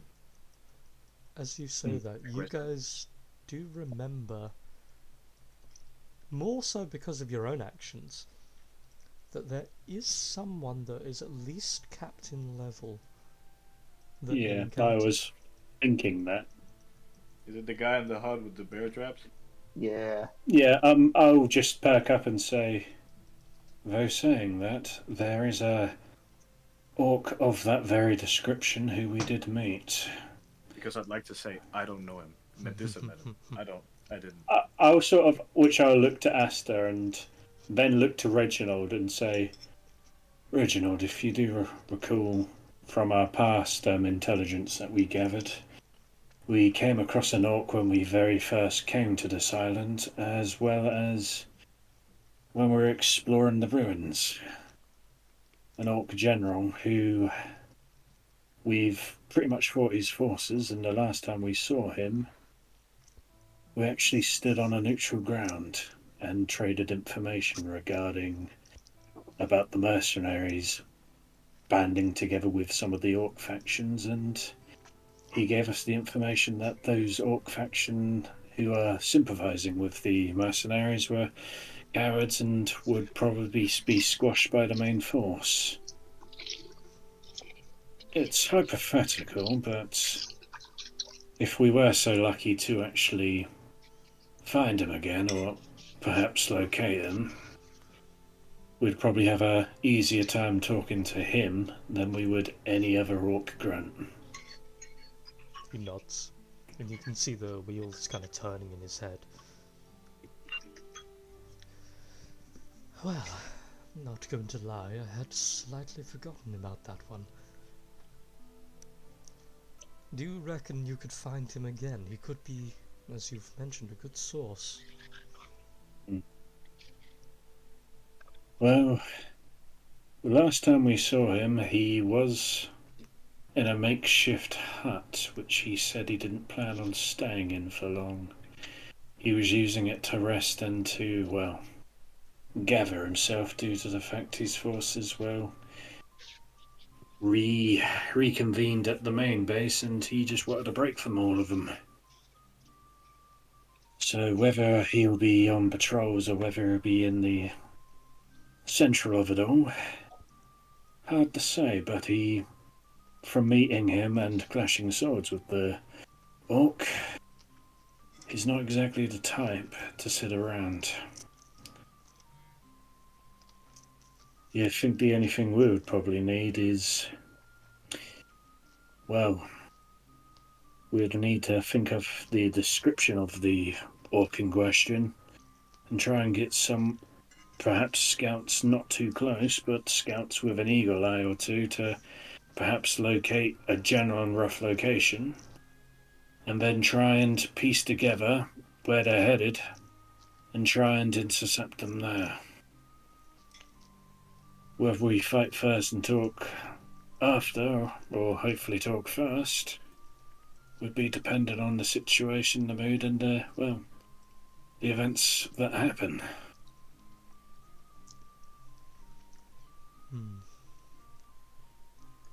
See as Hamlish says, I didn't have much in the way of high expectations for all of you. Don't get me wrong, I've heard of your exploits and they are pretty surreal. But seeing you here at the table, I will happily place my hands down and say you're not as bad as I had assumed. So I will retract and admit my folly in this regard. I look forward to working with you all. I'm gonna rub my eyes. Likewise. I'll look back to Reginald and say, and going back to the conversation of potential incoming invasions, I do have a bit of grim and potentially dire news, which can't say I'm fully knowledgeable about enough in the situation regarding magic, but knowing who's behind it, there could be a potential problem in the future regarding the mercenary band. Upon slaying Mundo and a couple of his horses while the rest retreated, Mundo seemed to be in a state of not only rage, some form of possession, or, as I said before, I can't exactly say I'm well versed in magic, so I'd probably need any form of intelligence on regard of mass amounts of spells and magics, knowledge at their disposal to help identify some form of pact controlling him from afar. And it would seem that upon killing Mundo, a red mist appeared, and I saw a familiar figure who related from my past. I knew very little of her, but what I do know is she's some form of grand sorcerer. Very high levels of magic. She is very much going to be informing, as much as I hate to say this, she will be informing Travis Rosmandus of what's happened here, and potentially will be directing a vast warband headed this way. How long it will take, I wouldn't be able to say, because their location is unknown to me. But they know. Well, that might explain my earlier comments about the retracting forces. If they have some degree of long-term communication with the front forces and they've recalled them,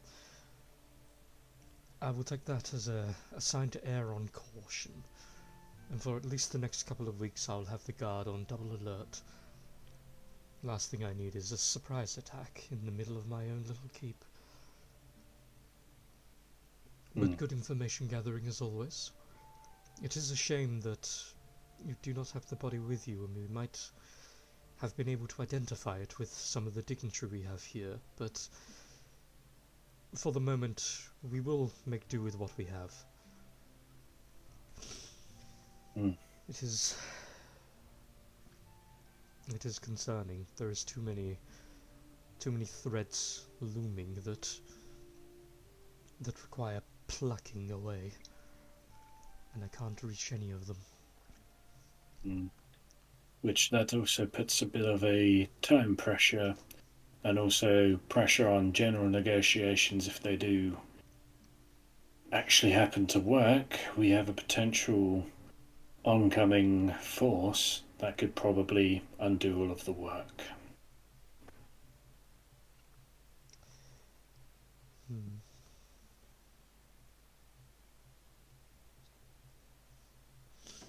So, I'm not exactly a tactician of sorts. I'm a fairly simple man, and coming to know more of my growing up, but I do feel a suggestion is, when we do get allies on board, to try and throw satire in the way of the mercenary group that is soon to be oncoming onto the shores, and perhaps be able to push back on a united front. It's going to be a hard sell. As of the moment, the Kenra are barely even having communications with us. Just barely. And though we have made a great stride interacting with them on their own foot, it's going to be a while before they're fully ready to aid. And the Jinsei are on relatively similar terms as we are. They have a handful more camps here than we do, but they will not have enough to oppress a sizable force should one occur. As of the moment, all I can say is that we must hope that their first goal is to reinforce their main forces up above.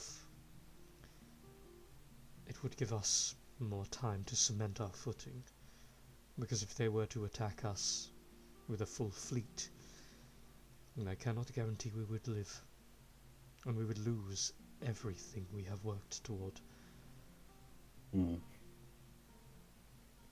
But that is a dramatic rendition that we will dance to some other time. He looks around the room, and each of you can kind of see that these small, almost like air bubbles, begin forming on the ends of the reversion. It appears our time is coming short. Is there any last comments or questions anyone has before we call this session for tonight? So all of this is top secret, right? No One, don't talk about this with anyone who wasn't in this room. Indeed. If I get that correctly. If I must be more specific, do not speak about it once we leave this room at all. Should we ever need to speak of this, it must only be in this room.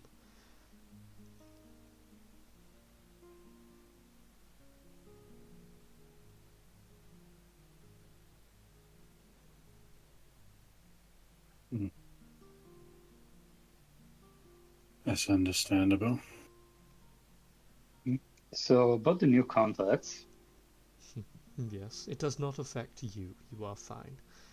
Unless you No, of course. specifically were a member of the dignitary.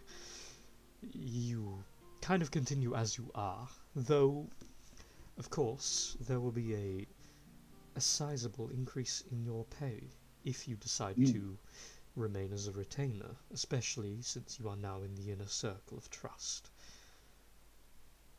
Does it come with dental? It comes with dental, medical, and any other service you might require. Great. And should we be able to retrieve your body, you might even get a delicious revival or two. So and cover all insurance. Nice. Of course. Well, we can't have you just expiring now, can we? You see Carrick sort of like mumble to himself, but you can just about hear him say, "Dental?" Just Oh, poor boy, welcome to the life of adulthood. You know your teeth. You need to take care of them. I sort of look and give him a bit of a odd sort of look. Like brushing. I look even more toothbrush. I look even more bewildered upon this point. Oh boy. After I leave this to you, you're medically inclined. I sort of like shake that off, and I'm like, ugh. Aside from the perks, I have just thought of something. Something Cloak and Dagger and miscommunications we might be able to throw into the spanner in the works of the orc tribes. Upon talking to that general about the collaboration of orcs and humans, he seemed rather vexed about it and stated that anyone else he knows would be very vexed about it as well. The idea being, it might be worth throwing satire in the forms of information that whenever we can, and encounters of orcs, to simply say, or mock saying, that they're getting reinforcements from human mercenaries, and that something to provoke them along the lines with that they have human mercenaries as allies. Orc factions that probably have allied with them in the past won't be affected by this, but ones who are very proud are sure to be taking this back to their higher-ups, and a form of infighting may occur, and a form of bolstering towards the shorelines of where they potentially will start landing, the mercenary group will start landing, will be met with a rather aggressive and offensive force of orcs to stop them from landing ashore, which may actually benefit us. Only if the misinformation works. But as of to how, I'd probably leave that up to the brains. I sort of look towards Reginald and Eloise, and then look to the left of me.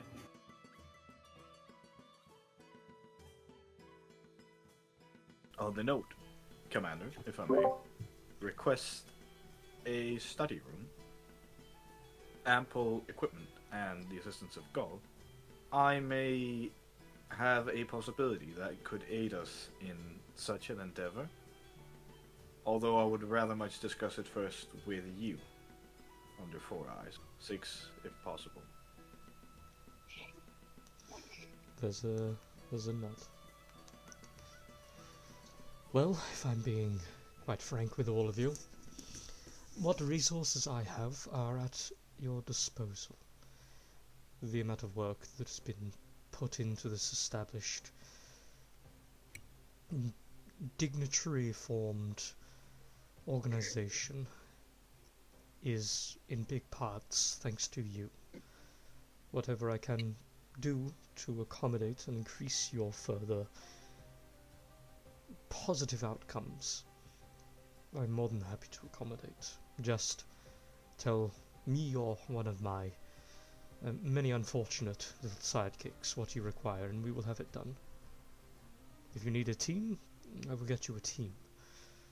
If you need someone scouting something, I will see who is available and have it scouted.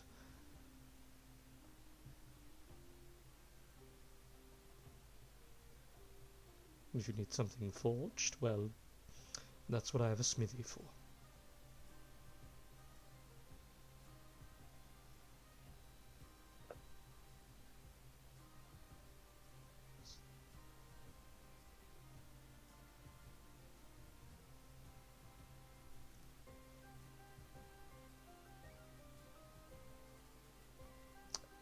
So then,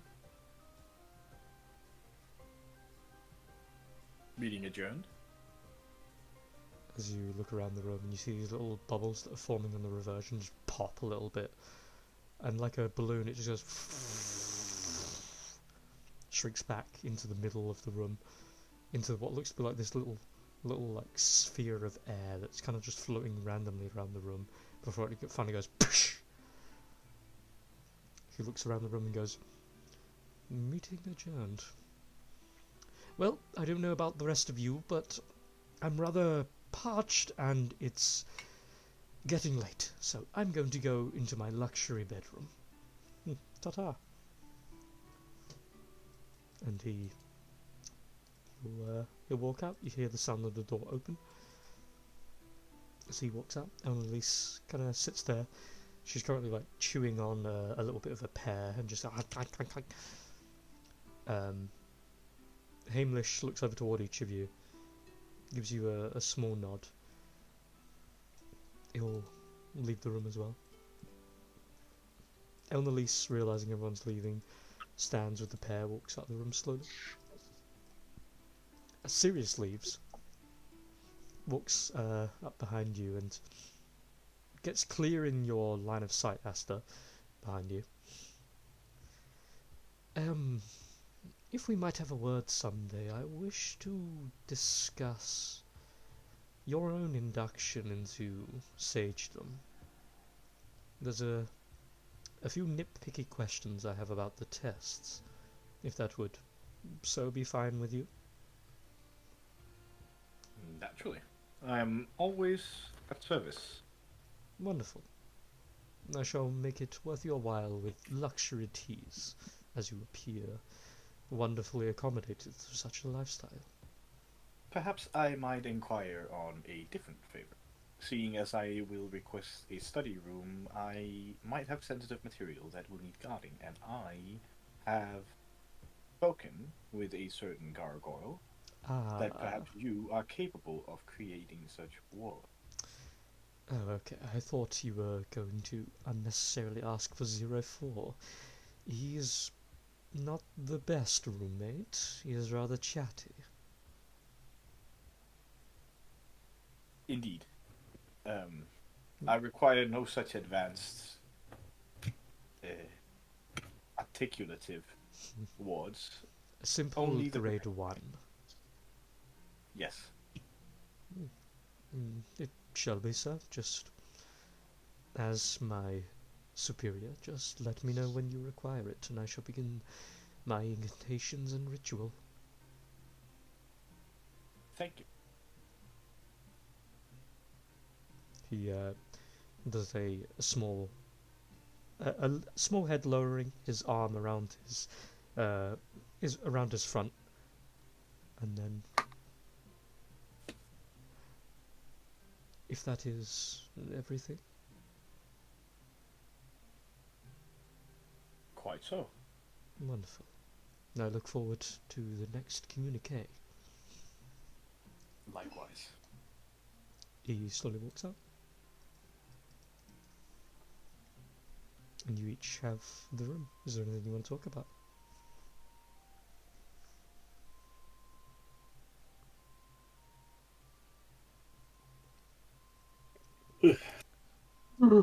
I'm just gonna look and say, well,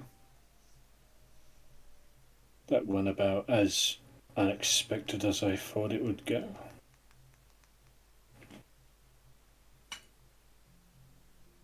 Yes, well, certainly learned a bunch of stuff there. I hope you have all come to terms with what is being asked of us.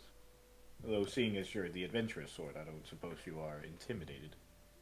I sort of look to Asta and just say, "You're a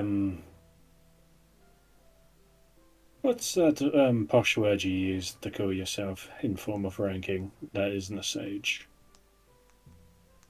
A dignitary? That's the one.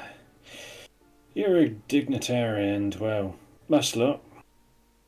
We're more or less mercs, as Reginald put it. So, as a ex-mercenary myself and a part of an ex-warband, this is pretty much my bread and butter, and very much what I come to expect of being a forward sword, if you will. So, I don't really tend to do much in the form of intellectual thinking other than battle strategies and potential outcomes of war, but other than that, I'm just basically there to protect and serve to a degree and put a dent in things.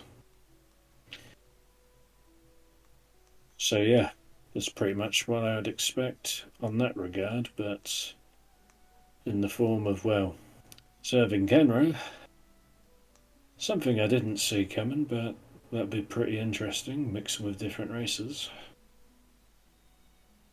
Well, as long as they don't try to kill us. I fear that is a lot to ask in our line of work.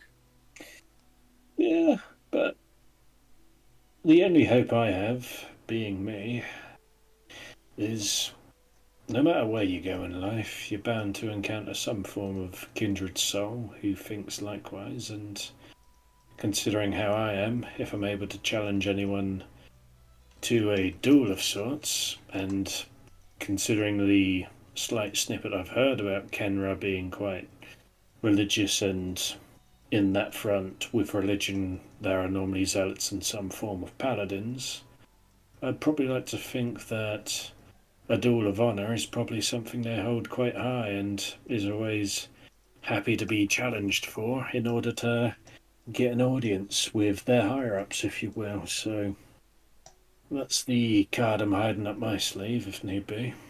If it helps to know, you guys would have had some logic applied to you, not too much because they're very secretive. They do take challenges, however, they do have a. So, like, if in the case of you guys, you're equivalent to like peasants because you're nobody, you're new people. If you're on the same hierarchical scale, so like a noble can challenge a noble for something. A peasant can challenge a noble if they're a Kenra peasant, and the noble is not a Kenra because they view Kenra as the superior. But otherwise, it's very. Scrotum. God damn it! Feck off! Go away, you. Yeah. If you guys walk in as equals, as emissaries, you could easily challenge someone.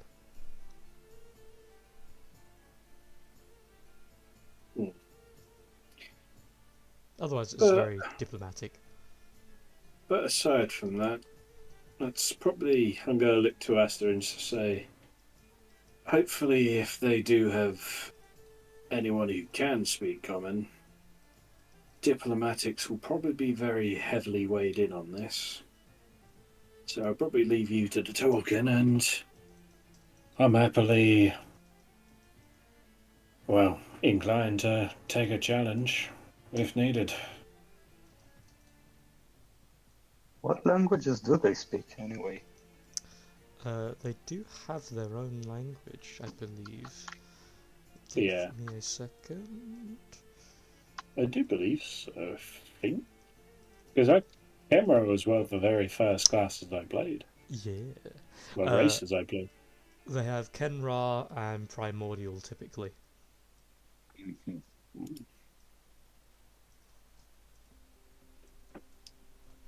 But common, because they don't really have a need for it, it'd be like a dead dialect to them. At the very least, it'd be very rare to find someone who knows it that isn't an emissary.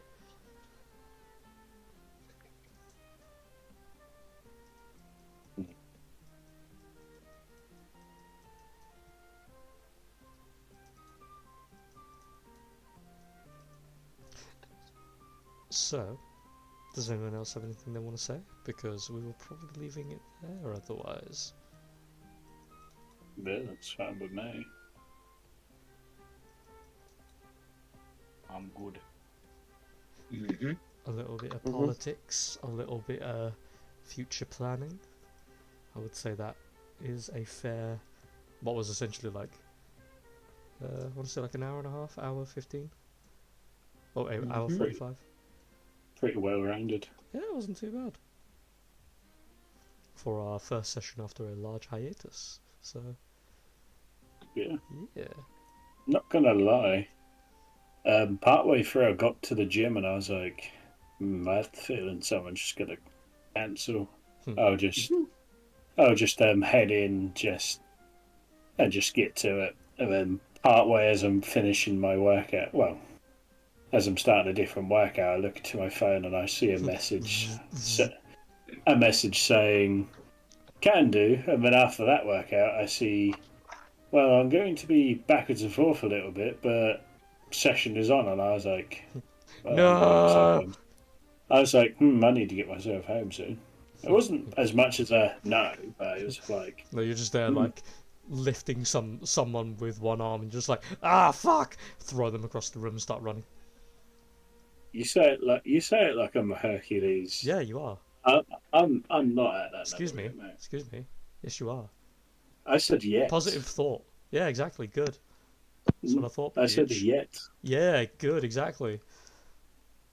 Mm. You're gonna be Hercules. Hercules. Yeah. Even though I was mainly working on cardio today anyway. Okay. And that's because I need stamina. Get that full body. Yeah, boy. Yeah. No, you're doing good, my dude.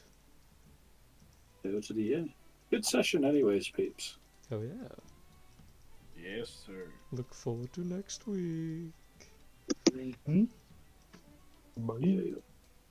Bye, everybody. Peace out. Bye.